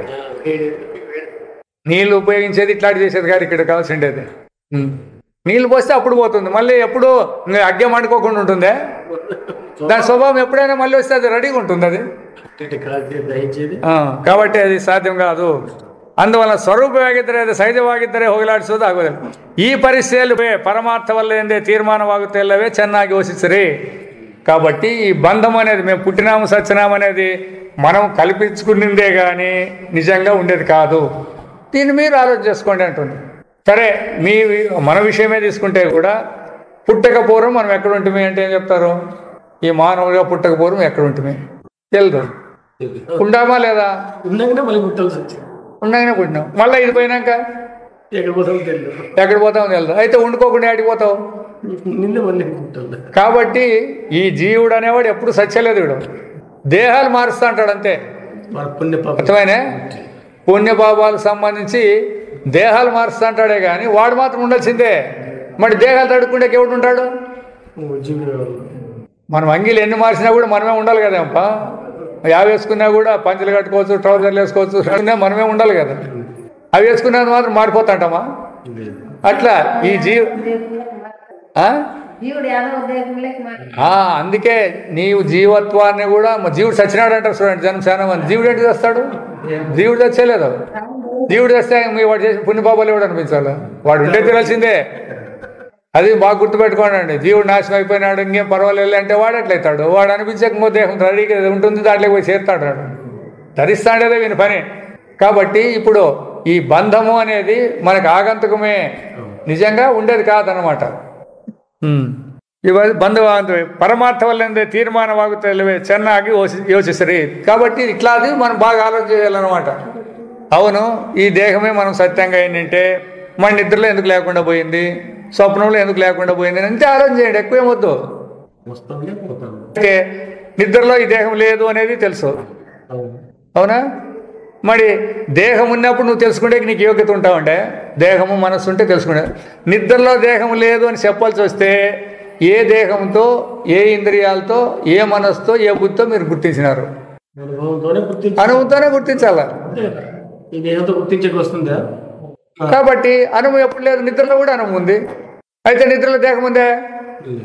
లేదు. నీ స్వరూపము నెలకు వచ్చినప్పుడు అప్పుడు ఉంది, నెలకు వచ్చినప్పుడు ఉంది, నిద్ర వచ్చినప్పుడు ఉంది, స్వప్నం వచ్చినప్పుడు ఉంది. అయితే దేహాదులు మాత్రము ఆ అవస్థల్లో వచ్చినాయి కానీ ఎప్పుడూ ఉండట్లేదు. ఎందుకంటే అవి వచ్చిండేవి కాబట్టి, కల్పితం కాబట్టి వెళ్ళిపోతుంటాయి అవి. అయితే నీ స్వరూపం సహజం కాబట్టి ఎప్పుడు పోయేదానికి లేదు. దీన్ని మీరు ఎప్పుడైనా కానీ ఇప్పుడు ఆలోచన చేసుకోవాలి ఇంతే. అప్పుడు మీకు ఏమైనా అర్థం కాకపోతే దాన్ని గుర్తుపెట్టుకొని వచ్చి ఇక్కడ అడగండి, చెప్తాం, పర్వాలేదు. ఎందుకు కానీ మాకు అట్లా తెలిసింది, మరి మాకు జ్ఞప్తికున్నట్టుంది కదా అండి, నువ్వు అంటూ కదా జ్ఞప్తికుందని. ఆ జ్ఞప్తిక అనేది ఎప్పుడు అనేది నీకు తెలిసిపోతే ఈ దేవుడు ఈ దేశంలో కాలంలో అనిపించిన దాన్ని జ్ఞప్తి పెట్టుకుంటాడు. కానీ దేశకాలాలకు అతీతమైన దానిలో జాగ్రత్త ఉన్నాడు. స్వప్నం లేదు, స్వప్నం అంటే జాగ్రత్త లేదు. జాగ్రత్త జీవుడు స్వప్నంలో లేడు, స్వప్న జీవుడు జాగ్రత్తలో లేడు. వాడెట్లా జ్ఞప్తి చేసుకొని చెప్తాడు ఇవన్నీ అన్నప్పుడు ఇక్కడ ఏదో ఉంది, పాయింట్ ఉంది అనేది రావాలి అంతే. మనకి మొదటి అనుభవం ఆత్మ నువ్వు నిలబడకపోయినా ఇంత మాత్రం విచారం చేస్తే కూడా మీకు కొంచెం దొరుకుతుంది. మన తప్పులో ఉండాము అనేది బోధపడుతుంది. ಹೀಗೆ ಬಂಧ ಮೋಕ್ಷಗಳೆರಡು ಸಾಪೇಕ್ಷವಾಗಿದ್ದು ಪರಮಾರ್ಥವಲ್ಲದೆ ಇರುವುದರಿಂದಲೇ ಯಾರ್ಯಾರು ತಾನು ಬದ್ಧನೆಂದು ಭಾವಿಸಿಕೊಳ್ಳುವನೋ ಅವನು ಜೀವನೆನಿಸುವವನು అంటాడంతే. ఈ బంధ మోక్షాల సమాచారం తెలియదో వాడేమనుకుంటాడు, నేను పుడతాను తస్తాను అని అనుకున్నాడు కాబట్టి వాడు జీవుడు అని వానికి పేరు. మొదట అన్నాడు కదా జీవుని స్వరూపం ఏమేని అడిగినాడు చూడండి, ఫస్ట్ ప్రశ్న అది ఈడొస్తుందనమాట. అది ఈ విధంగా ఎవడైతే విచారం లేకోకుండా నేను పుట్టి ಸಚ್ಚೇವಾಡೆ అని అనుకుంటాడో ವಾಡು ಜೀವುಡು. ಆ ಕಾಲಕ್ಕೆ ಅವನಿಗೆ ಚತುರ್ಮುಖ ಬ್ರಹ್ಮನಿಂದ ಆರಂಭಿಸಿ ಒಂದು ಹುಳುವಿನವರೆಗಿನ ಯಾವುದಾದರೊಂದು ಸ್ವರೂಪದಲ್ಲಿ ತಾನಂಬೆಮಾನವಿರುವುದು. అట్లా తప్పుడు అతడు చతుర్ముఖ బ్రహ్మ అయిండొచ్చు, సృష్టికర్త అయిన బ్రహ్మ అయిండొచ్చు, లేకపోతే ఒక చిన్న పురుగు అయిండొచ్చు. చూడు యాదవ ఉపాధిలో ఉంటాడు వీడు. ఆత్మజ్ఞానం కలిగినంత వరకు యాదవ దాంట్లో పడి ఉంటాడు వీడు. అది కూడా ఎట్లుంటుంది అభిమానం అంటే చూడండి, బాగా గుర్తుపెట్టుకోండి. మీరు మనకేమో అభిమానం అంటే మేమేమో అభిమానం అసలు అనుకుంటారు, మీరు అట్లా అనుకోద్దండి. ప్రతి ఒక్క ప్రాణికి కూడా దాని మీద అభిమానం ఉంది. దానికి ఏమోని ఆ దేహంలో ఉంటే ఆ దేహం అభిమానమే గొప్ప అని ప్రతి కూడా అనుకుంటా అంటాడు. అట్లా ఈ అజ్ఞానం ఉన్నంత వరకు బ్రహ్మదేవుడిలో ఉంటే బ్రహ్మదేవుడు నేనే అంటాడు. ఆయన కూడా ఏం లేదు, బ్రహ్మదేవుడు కూడా నేనే అనే అహంకారం ఆయన కూడా ఉంది. అదేవిధంగా పురుగు కూడా అదే ఉంటుంది. జనన మరణగలు ఈ దేహ నిమిత్తం వచ్చినటువంటి ఈ జననము మరణాలు, అశుభాయికలు, ఆకలి దప్పులు, భయశోకాదిగలు, భయము దుఃఖాలు ఆజ్ఞ తోరుకొండు తీరువవు, అప్పుడు కనబడే తీరుతాయి. ఆత్మజ్ఞానం లేనోనికి ఇవన్నీ ఉండే తీరుతాయి అన్నమాట. దీంట్లో ఏం తప్పు పెట్టుకునేకి లేదు, మాట్లాడే కూడా లేదు. మీరు చెప్తారే పరమాత్మని, మరి అవి ఎట్లా వచ్చినాయని అడుగుతారు వీళ్ళు. శరీరానికి కరెక్టే, మేము పరమాత్మ అంటే నువ్వు పరమాత్మ అనుకుంటావా లేకపోతే ఎంకాయ అనుకుంటావా? అదే చెప్పు మొదట నాకే. దేహం లక్షణాలు ఎంకాయ అనుకుంటావు, మరి ఎంకాయకు ఉంటాయి ఆకలి తప్పులు ఉంటాయి, జన్మనాలు ఉంటాయి, శోకమోహాలు ఉంటాయి. పరమాత్మకు లేవని మేము చెప్పిండేది. ఎప్పుడు నువ్వు పరమాత్మ అవుతావు? వెంకయ్య అనే దేహం నేను కాదు అనే జ్ఞానం నీకు అయింటే అప్పుడు ఏమన్నా ఆకలి తప్పులు ఉంటే చెప్పండి, శోకమోహాలు ఉంటే చెప్పండి, చావు పుట్టుకలు ఉంటే చెప్పండి. ఇప్పుడు మెలకులో మేము పుట్టి సచ్చేవాళ్ళంటారు. నిద్రలో ఎవరికైనా జ్ఞానం ఉందే మేము పుట్టి సచ్చేవాళ్ళు? మరి ఎందుకు లేదు? నిద్రలో నువ్వు లేవా? ఉండవు. మరి ఎందుకు రాలేదా గాడ? దానికి సంబంధించి నేననే సంబంధించి దానికి సరుకు లేదాడ. తానుగానే ఉన్నాడు కాబట్టి అవి వచ్చేకలేదు, ఆకలి తప్పులు వచ్చేకలేదు, శోకభోగాలు వచ్చేకలేదు, జనమనాలు యావి వచ్చేకలేదాడ. అందుకే శంకరాచార్యులు చెప్పిండేది ఈ అవస్థాత్రయాన్ని, అవస్థలను ఉన్నట్లు విచారించే శక్తి ఎవరికైతే వస్తుందో వాడికి ఇది సులభంగా బోధపడుతుందని చెప్పినాడు. అయితే ఒక అవస్థను ఇంకో అవస్థలో విచారించద్దండి. మెలకువని గురించి నిద్రలేకపోద్దండి, నిద్ర గురించి మెలకువలో విచారించద్దండి. అట్లా నిలిస్తే ఏమవుతుంది? తక్కువైపోతాయి అవి. ఇప్పుడు మెలకు దృష్టితో నిద్ర పనికిరాంది అవుతుంది, స్వప్నం పనికిరాంది అవుతుంది. అయితే నిద్ర దృష్టితో మెలకు పనికి వస్తుందే? లేనే లేదు మరి. అందువల్ల ఆ అవస్థను ఎట్లా అనిపించినారో ఆ అనుభవంతో చూసుకున్నట్లయితే అప్పుడు మనకు తత్వం బోధపడే సులభమవుతుంది. అట్లా కాకుండా ఒకదాన్ని తీసుకొని వచ్చి ఇంకో దాంట్లో పెట్టుకొని ఇప్పుడు సుళ్ళని మేము చెప్తా అంటే మీరు లేదంటారు కదా, మరి ఉంటే చూపించండి అని అడుగుతారు. అంటే మేమే చూపించలేదు అనుకో. మీరు నిద్రపోయినప్పుడు మీ మెలకు ఉంటుంది అని మేము అడిగితే ఏం చెప్తావు నువ్వు? లేదు. మరి లేదన్నప్పుడు నువ్వేం చూపించినట్లే ఇప్పుడు. కాబట్టి ఈ విధంగా అనుభవం ప్రకారం చూసుకోవాలి కానీ వాదాలకు దిగకూడదు. బుద్ధితోనూ మనస్సుతోనూ ఉపయోగించక పెద్దదండి ఎప్పుడే కానీ. ఎందుకంటే బుద్ధి మనస్సు ఇవన్నీ కూడా తప్పు తెలివిలో వచ్చినాయి, దాని గురించి ఏం ఆలోచన లేదు. అయితే దాన్ని అధిగమించాలని మనం వచ్చినాం. ఇప్పుడు ఈ యొక్క వ్యవహారం నుంచి మన స్వరూపమై పోవాలా అనేది వేదాంతం చెప్పేకొచ్చిండేది. వ్యవహారంలో చెప్పే విద్యలన్నీ ఉండేసానండి. బతుకు తెరువుకు చెప్తాయి అవన్నీ. మీరు ఎట్లా బతకాలా, సుఖంగా ఎట్లా ఉండాలా అంటే ఈ దేహానికి సంబంధించిందే చెప్తాయి. అవి నీ స్వరూపానికి సంబంధించి చెప్పేయలేదు దానికి. ఈ విద్య మాత్రము స్వరూపానికి సంబంధం. అందుకే దీన్ని ఆధ్యాత్మ విద్య, బ్రహ్మ విద్య, జ్ఞాన విద్య అని దీనికన్నీ అట్లా పేర్లు వచ్చిండే దీనికన్నిటికీ. కాబట్టి ఇదే సంసారము. ఏది ఈ విధంగా నేను పుట్టి చచ్చేవాడు, ఆకలి తప్పులు ఉన్నాయి, శోకమోహాలు ఉన్నాయి అనేదే సంసారం. జీవరుಗಳಿಗೆ ಎಲ್ಲ జీవుడు అనేవాడు ఎవడనుకున్న వాళ్ళందరికీ ఈ సంసార ధర్మగలు గంటు బిద్దరవరింద ఇవన్నీ వాళ్ళకి ఈ ధర్మాలన్నీ ఉన్నాయి. జీవుడు అని ఎవడెవడు అంటాడో, ప్రాణి అని ఎవడెవడు అంటాడో వాళ్ళన్నిటికీ ఇవన్నీ ఉన్నాయి. గంటు పడిన వల్ల అవరನ್ನೆಲ್ಲ సంసారిಗಳೆಂದೇ ಕರೆಯಲಾಗಿದೆ. వాటినన్నింటినీ కూడా పుట్టి సచ్చేయడం అని చెప్పాలి అంతే. ಇಂಥ ಸಂಸಾರಿಗಳಲ್ಲಿ మనుష్యను ఒబ్బనాగిరుತ್ತಾನೆ. అన్ని ప్రాణుల్లోనూ మనం ఒకడు. అవి ఎట్లయితే పుట్టి సస్తాడాయో, శోకమోహాలు అనిపిస్తాడాయో, ఆకలి తప్పులు అనిపిస్తాడో మనం అట్లా అనిపిస్తాడు. అవునా కదా? మనం ఒకటి దీంట్లో. ఈ నిజమన్న కండకొంత ఋషిగలు ఇట్లా కనుక్కున్నారు వాళ్ళు కూడా. మనమేం గొప్పలు కాదు, మనం కూడా సుఖ దుఃఖాలు అనిపిస్తాడాము, జనమరణాలు పొందుతాడాము, అవి కనుక్కున్న ఋషులు ಬ್ರಹ್ಮಾದಿ ಸಂಭ ಪರ್ಯಂತವಾದ ದೇಹಗಳಲ್ಲಿ ಕಾಲಕರ್ಮಗಳ ವಶದಿಂದ ಮೇಲಕ್ಕೂ ಕೆಳಕ್ಕೂ ಸಂಸರಿತ್ತಿರುವ జీవనను హంసనెందు హెచ్చరిస్తారు అంటాడు. ఇట్లా వీళ్ళు చేసిండేటువంటి పాప పుణ్యాల ద్వారా పైకి కిందికి తిరుగుతాడు అసలు. వీళ్ళు సంచారం చేస్తాడారు కాబట్టి వీళ్ళని సంసారులు అని హంస అనే పేరు వాళ్ళు పెట్టుకున్నారు. అందుకే పరమహంస అంటారు చూడండి. పరమహంస అంటే వాడు తిరిగేవాడు కాదు అని. రామకృష్ణ పరమహంస అంటాడు, ఆయన జ్ఞాని. మనమంతా హంసలే, పరమహంసలు కాదు, మనం ఉత్తహంసలు. మనం పుట్టి సచ్చేవాళ్ళుని అంతి గచ్చతీతి హంస ఎంబ ఉత్పత్తి అంటే నానా యోనిగలలో పుట్టి ఎన్ని రకాల జంతువులు ఉన్నాయో అన్ని యోనులలో పుట్టి హరిదాడిత్వ ఆత్మను హంసనిధను. ఈ విధంగా విహారం చేసేటువంటి వాడిని హంస అంటారు. నానా యోనులలో పుట్టి ఎవడు తిరుగుతాడు హంస అని చెప్తుంటారు. ಆದರೆ ಇವನು నిత్యనెంబుదు నిజ.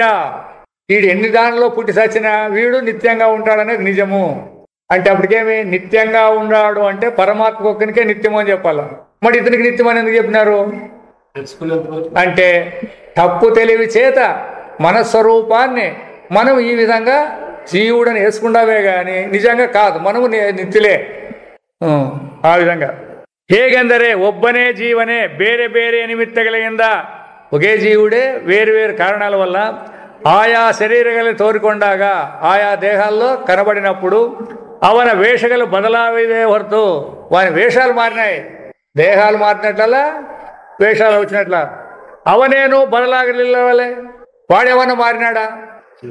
మానవుడైనప్పుడు జీవుడుగానే ఉన్నాడు, క్రిమి అయినప్పుడు జీవుడుగానే ఉన్నాడు, దేవుడైనప్పుడు కూడా జీవుడుగానే ఉన్నాడు. ఎప్పుడు జీవుడుగా లేడు. వాడేమన్నా మారినాడా? వేషాలు, దేహం ఏ ధరిస్తే ఆ వేషము అన్నమాట. దానికి ಒಬ್ಬನೇ ನಟನು ನಾಟಕದಲ್ಲಿ ఒకే ఇప్పుడు ఉన్నారు కదా ఎవరు ఎన్టీ రామారావు 5 వేషాలు వేసినాడు. దుర్యోధనుడు, భీముడు, కీచకుడు అన్నీ వేసినాడు చూడు. ఆయన ఒకడే రుచేతంలో కాదు 5 వేసినాడు కదా. ఒకటి 7 కూడా ధరించినాడు. మరి 7 మంది ఉండారా ఆడ? ఆ వేషం వేసినప్పుడల్లా ఆ పేరుతో పిలుస్తారు ఆయప్పని. అంతే. ఆయపేమన్నా మారుతుంటాడా? వేషం వేసినప్పుడల్లా వేషం మారుతా ఉంటుంది, అంతేగాని తాను ನಾಟಕದಲ್ಲಿ ಸಂದರ್ಭಕ್ಕೆ ತಕ್ಕಂತೆ ಬೇರೆ ಬೇರೆ ವೇಷಗಳನ್ನು ಧರಿಸಿದ ಮಾತ್ರಕ್ಕೆ ನಟನೇನು ಬದಲಾಗಲಿಲ್ಲವಷ್ಟೇ. నటుడు మాత్రం మారడు కదా వేషాలు మారినంత మాత్రం చేత. అట్లనే ಹಾಗೆಯೇ జీవను శరీర బదలావణి, దేహాలు మారుతాడే కానీ వీడు మాత్రము జీవుడు మారడం లేదు. సాయిలు ఇలా సచ్చినాడా? వీడేమన్నా దేహాలు పోతాడే కానీ వాడేమన్నా చస్తాడా? చస్తే వానికి మళ్ళీ దేహం వేసుకునే ఛాన్స్ లేదు.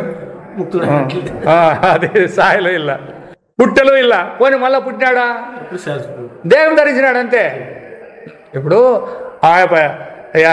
ధర్మరాజు భీముడిగా ఉండి మళ్ళీ కీచకుడే వచ్చినాడు, కీచకుడే పుట్టి వచ్చినాడా? అయిపోయేమన్నా కాదు కదా. దుర్యోధనుడే వచ్చినాడు, ఏం దుర్యోధనుడే పుట్టి వచ్చినాడా? వేషాలు మార్చుకుంటూ వస్తున్నాడు. అట్లా ఈ జీవుడు. ಹೀಗೆ జీవನೆಂಬను చైతన్ಯವೇ ಆಗಿದ್ದು వీడు చైతన్య స్వరూపుడే అయినప్పటికీ ఉపాధిಗಳ వశದಿಂದ ఆయా దేహాలు ధరించే దాని వలన సంసారి ಆಗಿರೋದು ఆగంతుక ಹೊರತು పరమార్థ వల్ల. కాబట్టి ఇది ఆగంతుకము. ఇప్పుడు మనం ఇటుకు వచ్చినా ఇడుస్తాం కాబట్టి స్థలం మనకు అట్లా. ఈ దేహం కూడా ఎంత ఉంటుంది? కొన్నాళ్ళు ఉంటుంది, పోతుంది. ఇంకో దేహం వస్తుంది, అది పోతా ఉంటుంది. అవన్నీ ఆగంతుకాలే కానీ సత్యాలు కాదు, ఆగంతుకే. ఈ రీతియాಗಿ విశ్లేషించి ఇట్లా ఆ ఋషులు విచారం చేసినారు చూడండి. మనం ఎప్పుడైనా చేసుకుంటామా ఇట్లా పాయింట్లు? చెప్పినా కూడా ఇవి మర్చిపోతాం మళ్ళీ. వాళ్ళు ఇట్లా విచారం చేసినారనమాట. అవును నేను అని ఉంటాను, ఇప్పుడు ఇట్లే ఉంటాను మానవుడిగా, మళ్ళీ అదే వేస్తాను కదా. ఇట్లా అయినప్పుడు పుడతాడాము సస్తాండం అని ఏమైనా ఉన్నాయా అని వాళ్ళు విశ్లేషించి జీవతత్వದ గుట్టನ್ನು ಹೊರపడిసి ఈ జీవుడు అంటే ఏమిటిది, తప్పు తెలివి అనేది వాళ్ళు బయటకు తీసుకొచ్చినారు చూడండి. జీవుడు అంటాడమే మనం, ఇది మన తప్పు తెలివే కానీ సరైన తెలివి కాదు ఇది. జీవతత్వాన్ని ಹೊರಪಡಿಸಿ ಬಂಧವೆಂಬುದನ್ನು ಭ್ರಾಂತಿಯ ವ್ಯವಹಾರವೆಂಬ ನಿರ್ಧರಿಸಿದ್ರು. మీరు పుట్టి చేస్తామనే తప్పయా, మీరు జీవులే అని వాళ్ళు నిర్ధారణ చేసుకుంటారనమాట. వ్యవహారದಲ್ಲಿ బద్ధನೆನಿಸಿರುವ జీవాత్మన దృష్టిಯಿಂದ, వ్యవహారంలో ఎవడైతే నేను జీవుడు బద్ధుడు అనేవాని దృష్టి చేత ಅವನಿಗಿಂತ ಮಿಗಿಲಾದ నిత్యను సర్వజ్ఞను సర్వేశ్వరును ఆದ ఈశ్వరుని ಬೇರೆ ಎಂದು కరియల్పట్టను అంటాడు. ఇట్లా ఈడు చిక్కుకున్నాను పరమాత్మ అనలే వాళ్ళు. ఇట్లా చిక్కుకోకుండా ఎవడైతే ఉంటాడో అతన్ని భగవంతుడు పరమాత్మ అన్నారు. వీడు వాడే పరమాత్మ స్వరూపుడే. అయితే వీడు బద్ధుడైపోయినాడు తెలివిలేక.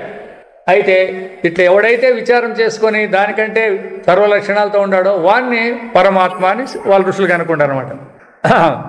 కాబట్టి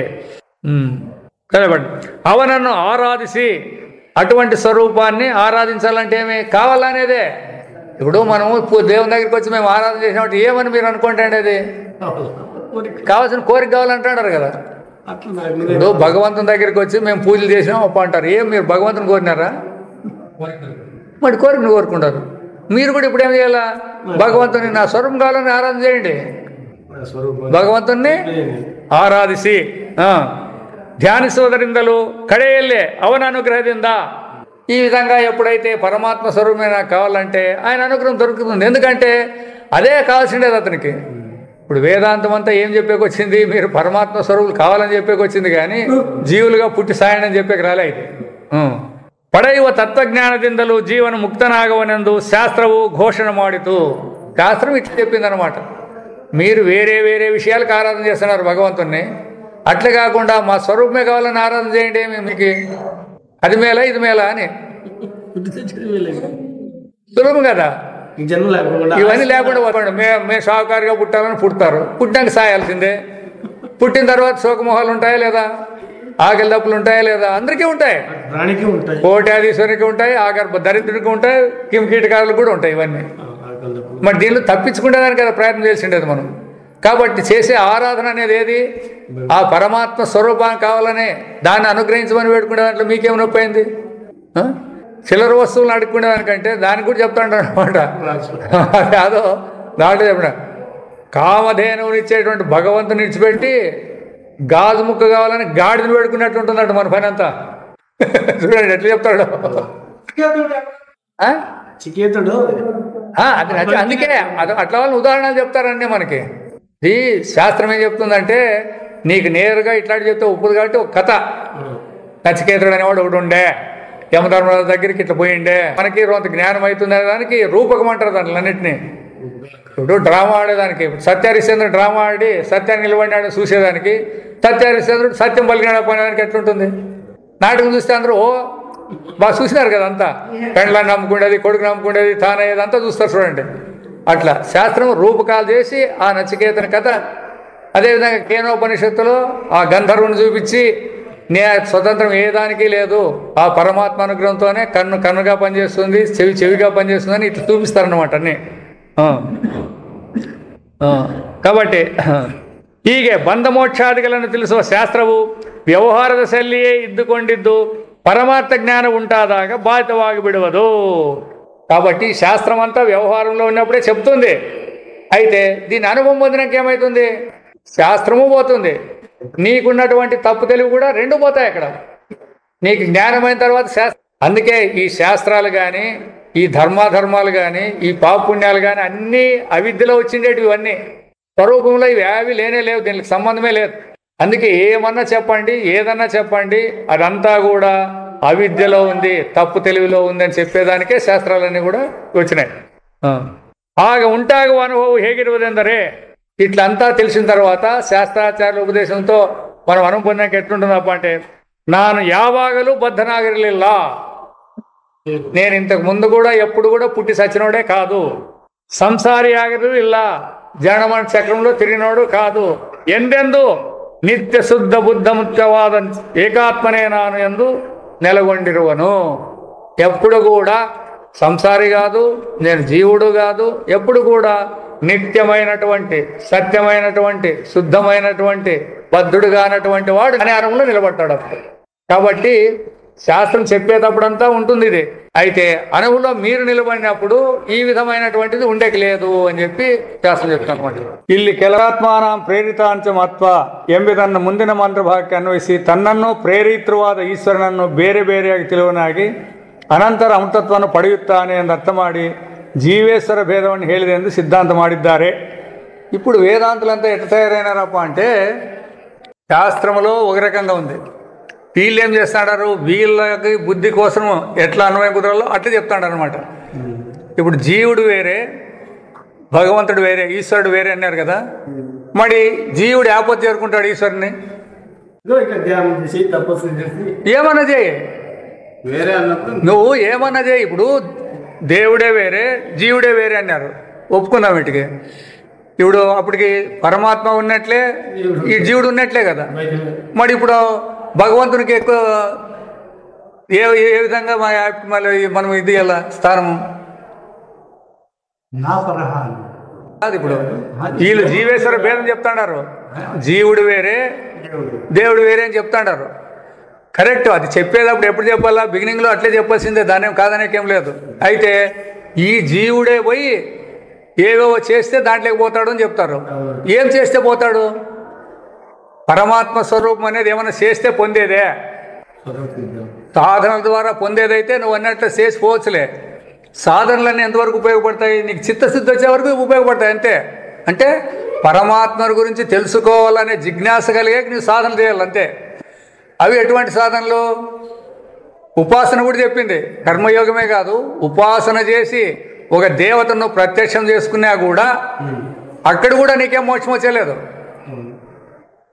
ఎందుకంటే దేవతలందరూ కూడా పరమాత్మ కిందే ఉండరు, వీళ్ళంతా స్వతంత్రులు కాదు ఎవరు. అటువంటి అప్పుడు వీళ్ళకి మోక్షం ఇచ్చేటువంటి శక్తి ఎక్కడి నుంచి వస్తుంది? వీళ్ళకి పరమాత్మనే మనం ఆశ్రయం పొందాలా అనేది శాస్త్రం చెప్తాండేది అనమాట. అయితే వీళ్ళు ఇట్లా జీవేశ్వర భేదాన్ని పెట్టి ఈ విధంగా తిప్పేసి పెట్టాడనమాట. అందువలన ప్రతి ఒక్కడు కూడా మీరు పరమాత్మ స్వరూపులను శంకరాచార్యులు చెప్పినట్టు చెప్పితే, ఓయా ఆయన ఏదో చెప్పినాడు, ఆయన మా గాడి చేసినాడు, అందరూ మా సిద్ధాంతంలోకి రావాలని, అంతేగాని మేమెట్లా పరమాత్మ స్వరూపులు అవుతాము అంటారు వీళ్ళంతా. ఎందుకు? ఇది బాగా నాటుకుపోయినాయి ఇవన్నీ. ఈ జీవేశ్వర భేదం ఇదంతా బాగా నాటుకుపోయింది కాబట్టి ఎవరు కూడా ఒప్పుకునేటట్లు లేరనమాట. ಪ್ರೇರಿತ ಎಂಬವನೇ ಈಶ್ವರನು, ಆತ್ಮಾನವೆಂದು ತಿಳಿಸುವುದೇ ಜೀವಾತ್ಮನ ಪರಾಮರ್ಶ.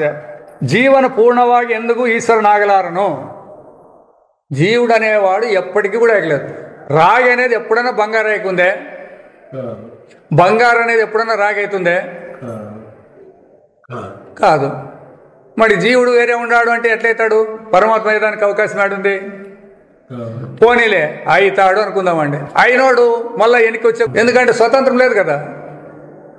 ఇప్పుడు ఏదో చేసి పొందినట్లయితే ఇప్పుడు డబ్బు సంపాదించినట్టు డబ్బు పోవచ్చు, అది ఉండాలనే రూల్ లేదు కదా. స్వతసిద్ధమైంది అయితే ఉంటుంది, ఎప్పటికీ ఉంటుంది. అది స్వభావము సహజము ఏదైతే ఉంటుందో అది ఎప్పటికీ ఉంటుంది. అది ఇప్పుడు అగ్గి ఉంది, యా దేశంలోనన్నా ఉండి ఎక్కడన్నా ఉన్నా అది కాలేదు, దాని స్వభావము సహజం. అది దాన్ని మార్చేకి, నీళ్ళు మార్చేకి అవుతుంది, దాన్ని ఏం చేసేకి రాదు అట్లా. ಆ ವಿಧಂಗ ಏಕೆಂದರೆ ಪೃಥಕ್ ಎಂಬುದು ಭೇದವನ್ನೇ ಹೇಳುತ್ತದೆ. ಪೃಥಕ್ అంటే వేరుని ಆ ಪದಾనికి ಅರ್ಥం. ಆದ್ದರಿಂದ ಜೀವನ ಬೇರೆಯಾಗಿದ್ದು పరమాత్మನ అంశనెనిసಬಹುದು. అతడు వేరుగా ఉండి భగవంతుని అంశ అంటారు. ఇప్పుడు భగవంతుని అంశ అంటే కూడా చాలా మందికి అది కూడా అర్థం కష్టమే. ఏం భగవంతుని అంశ అంటే? భగవంతుని అంశ అన్నారు. భగవంతుని అంశ అంటే ఊరికే ఇప్పుడు చాలా మంది ఏమంటారు, భగవంతుడు ఏమన్నాడు, ఈ విశ్వమంతా నాలో ఒక అంశ అంటాడు. అన్నప్పుడు ఏమవుతుంది? అంశ అంటే ఇది కాదు, ఆయన అంశ ఒకటి పక్కన ఉన్నట్లని కాదు, అట్లా తుండు కాదు. ఇది అంతటా తన యొక్క వ్యాపకాన్నే గుర్తించాల. అంశ అంటే ఇప్పుడు అద్దంలో మనం చూసుకుంటాం చూడండి, అద్దంలో నీ అంశ ఉంది అంటే నీదేంద్ర భాగం ఉందాడా? మొత్తం అంతా ఉంటుందన్నమాట. అట్లా భగవంతుని అంశ అంటే మొత్తం అంతా ఉండాల్సిందే. ಈಶ್ವರನಿಗೆ ಇರುವಂತೆ ಇವನು ಜ್ಞಾನಾನಂದಿ ಗುಣಗಳಿಂದ ಮುಕ್ತಿಯಲ್ಲ ಅವನಿಗೆ ಸಮಾನವಾಗಬಹುದು ಎಂದು ಕೆಲವರ వాదವಾಗಿದೆ. కొంతమంది వాదిస్తాడారు ఇట్లా, భగవంతునికి ఎన్ని శక్తులు ఉంటే అన్ని ఈయపు కూడా వస్తాయి అని. సాధ్యమేనా అది? భగవంతుని శక్తులు ఇతరం పొందుతాము అంటే భగవంతునికి ఉన్నతి ఉందే అని. అందుకే మనం అర్థం చేసుకోవాల్సింది కొన్ని పాయింట్లు ఉన్నాయి. సిద్ధులు వేరే, విభూతులు వేరే, అవి లేవనద్దండి. విభూతులు ఉన్నాయి. ఇప్పుడు హనుమంతునికి కూడా అనిమాదష్ట సిద్ధులు ఉన్నాయి. ఇప్పుడు రామునికి ఎట్లాడుకొచ్చిండేది ఆయన. మరి ఇప్పుడు రాముని కంటే గొప్పోడు అంటావా? మరి మళ్ళీ ఆయన ఎందుకు చేసినాడు? తెచ్చేవాళ్ళు లేరు, అయితే తెచ్చినాడు అనుకో. అయితే మరి హనుమంతుడు ఆడ కూర్చున్నాడు, రాముని పాదాల దగ్గర కూర్చున్నాడు. దాని అర్థమేమి? భౌతిక శక్తులు ఎన్నన్నా ఉన్నీలేండి, అవన్నీ పరమాత్మని యొక్క ఉనికిలో ఉండేటివే కానీ పరమాత్మ నుంచి స్వతంత్రంగా లేవు. అది బాగా గుర్తుపెట్టుకోవాలి మనం ఎప్పుడే. కానీ ఏవైనా ఉన్నీలేండి, ఇతర శక్తులు ఏవి దానికి విలువ లేదన్నదండి. అనిమాదష్ట సిద్ధులు అన్నీ ఉన్నాయి. అయితే అవన్నీ ఎంతవరకు?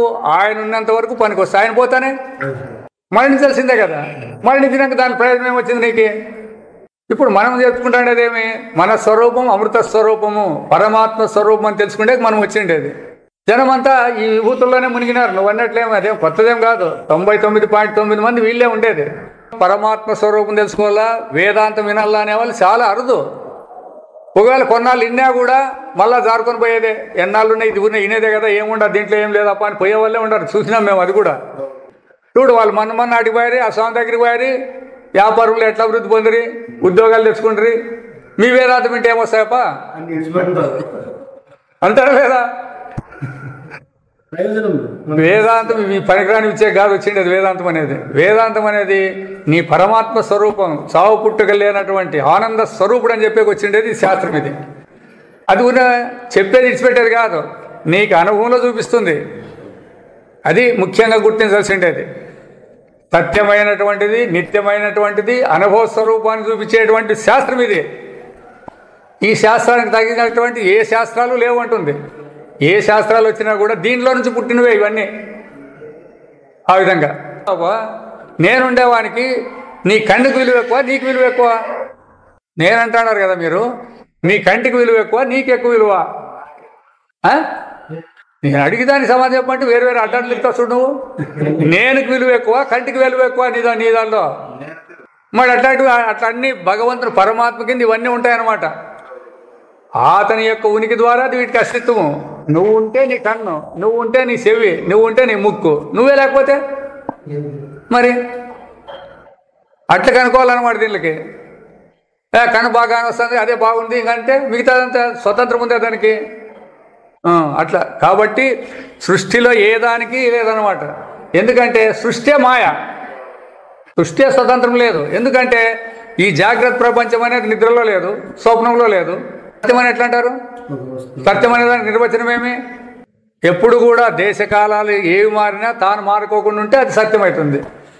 మంది మెలకు వస్తే ప్రపంచం ఉంటుంది, స్వప్నం వస్తే స్వప్న ప్రపంచం, నిద్రపోతే రెండు లేకుండా పోతాండ. ఇట్లా సత్యం అని ఎట్లా అంటారు మీరు? అవస్థే సత్యం కానప్పుడు అవస్థలో ఉండేటువంటి మనం ఎంత మాత్రం సత్యము? ఇది వేదాంతంలో ఇట్లా అనుభవపూర్వకంగా గుర్తించుకొని రావాలా. మనం ఏడుండాము, మనం ఎక్కడ చేరుకోవాల్సిండేది ఉంది. వ్యవహారస్తులు కాబట్టి ఇది, అది కూడా బాగా గుర్తుపెట్టుకోనండి. మళ్ళీ వ్యవహారస్తులకి దీని అవసరం లేదు. వాళ్ళకి ఎంచేపున్నా సంపాదించుకోవాలా, తినాలా, ధర్మాలు చేయాలా, పుణ్యాలు చేయాలా, పాపాలు చేయాలా, ఏవో చేయాలా, మళ్ళీ పుట్టాలా, సాయాలా. జనన చక్రం ఉంటే చాలు వాళ్ళకి. అందుకే కదా ఇప్పుడు ప్రతి ఒక్కరు మేము పుణ్యం చేయాలంటారు. ఎందుకు చేయాలప్ప అంటే ముందు పుట్టేది బాగా పుట్టాలా అని. అంటే పుట్టేది కోరుకుంటున్నారే కానీ సావు పుట్టక లేదు కోరుకుంటే ఎవరికి ఇష్టం లేదు. ఎందుకు మధ్య ಕೆಲವರು భేదవే పరమార్థವೆಂದು, ఈ భేదమే పరమార్థం అంట అని కొంతమంది ఈశ్వరನ దాసనాగిద్దుಕೊಂಡಿರುವುದೇ ముక్తి ಎಂದು ಹೇಳುವರು. భగవంతునికి దాసుడై అంటే మోక్షం వస్తుంది అని అవి చెప్పినారు. ఇప్పుడు హనుమంతుడు కూడా రామునికి దాసుడు అయినాడు, కరెక్టే. ఆ పదాన్ని ఒకటిపోయింది. అయితే హనుమంతుడు ఏ విధంగా దాసుడుగా ఉన్నాడని చెప్పాలా, దానికి ఉంది కదా. ఎప్పుడైతే సీతను తీసుకొని వస్తాడాడు, విమానంలో వస్తాడారు, ఈయనకి రోంత ఎక్కిందంటే ఎవరికి? హనుమంతునికి. నేనే సాయం చేసినాను రోంత మనసులో అనుకున్నాడంట, అంతే. అది వెంటనే రామునికి తెలిసిపోయింది. అబ్బా హనుమాన్, నాకు నీళ్ళు తప్పిపోతానే తీసుకురా అన్నాడు.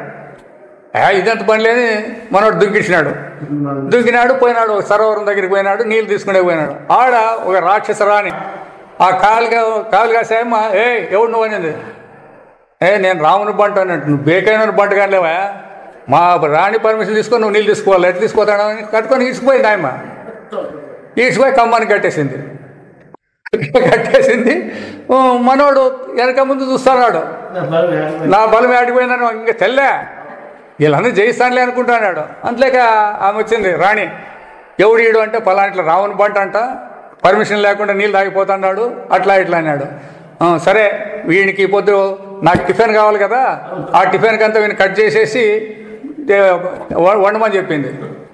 మనం అట్లా వాళ్ళు దండుకుంటారంట, అందరూ ఇట్లా హనుమంతులే ఉండారంట, కంబాలకంతా చుట్టూ వాళ్ళు కూడా. ఈ పొద్దుటి వీడు కొత్తగా చిక్కినోడు ఇది కావాలనింది ఫ్రెష్. సరే వాడు తీసుకొని వచ్చినాడు, ఆమె తీసుకొని వచ్చినారు, ఆ కత్తి తీసుకొని వచ్చి ఆడు పండుపెట్టినారు. పండుపెట్టి కత్తి పైకి వెళ్ళినప్పుడు రామ అన్నాడు, రాముని పక్కలో కూర్చున్నాడు. ఇదంతా ఏమీ జరగలేదు, కేవలము తన అహంకారాన్ని దించేదానికి పరమాత్మ ఆ నాటకాన్ని చూపిస్తాడు. అట్లా అంతే. రామ అన్నాడు, ఆయన పక్కలోనే కూర్చున్నాడు అభిమానంలో, నీళ్ళకి పోలే ఆడికి పోలే. కాబట్టి అట్లుంటుందన్నమాట. ఆయన దాసుడు అంటే ఎట్లున్నాడు అంటే కేవలం దాసత్వం కాదు అని చెప్పిండు. అది ఆయన చీల్చి రాముడు ఉన్నాడని చూపిస్తాడు. ఎంతమంది చూపిస్తారు అట్లా? కాబట్టి వీళ్ళు చెప్పే ఈ పాయింట్లు కొన్ని సూట్ అవుతాయి జనానికి, అట్లే అనుకుంటారు వీళ్ళు పాపం. అయినా రామునికి కూడా హనుమంతునికి కూడా ఉపదేశం జరిగిందే లేదా? మాండిక్యం ఏకం ఏ ఆలం అని చెప్పి రాముడు చెప్పినాడు అనమాట. మాండిక్యం ఒక్కటే సార్లు పరమాత్మ స్వరూపం అని తెలుసుకునే అని చెప్పేసినాడు ఆయన. కాబట్టి వాళ్ళు దాసులే కాదు, జ్ఞానబోధ కూడా జరుగుతుంది వాళ్ళకి. ఆదరే ఉపనిషత్తున యథాసుత. అయితే శృతిలో ఏం చెప్పినారప్ప, ఆ ಪುತಗಾತ್ಮಾನಂ ಅಂದಕ್ಕೆ ఏం చెప్పినారంటే ಹಿಂದಕ್ಕೆ ಅನ್ವಯವಾಗದ್ದು ನ್ಯಾಯವಾಗಿದೆ. ಏಕೆಂದರೆ ಆತ್ಮಭೇದ ಜ್ಞಾನದಿಂದಲೇ ಬಂಧವಾಗಿದೆ, ಸಂಸಾರವಾಗಿದೆ. ఇప్పుడు మనం ఆత్మ కంటే వేరనుకున్నాం కాబట్టి మనకి జనమరణాలు వచ్చినాయి. ఆత్మ అయితే రావు కదా. ఇప్పుడు బంధం ఎక్కడి నుంచి వచ్చింది మనకి? ఆత్మ భేదాన్ని బట్టి, అంటే ఆత్మని తెలియకోకుండా ఒకటే, ఆత్మ భేదం అన్నా ఒకటే, అంటే ఆత్మ వేరే నేను వేరే అన్నా కూడా ఒకటి అవుతుంది అనమాట. ఏంది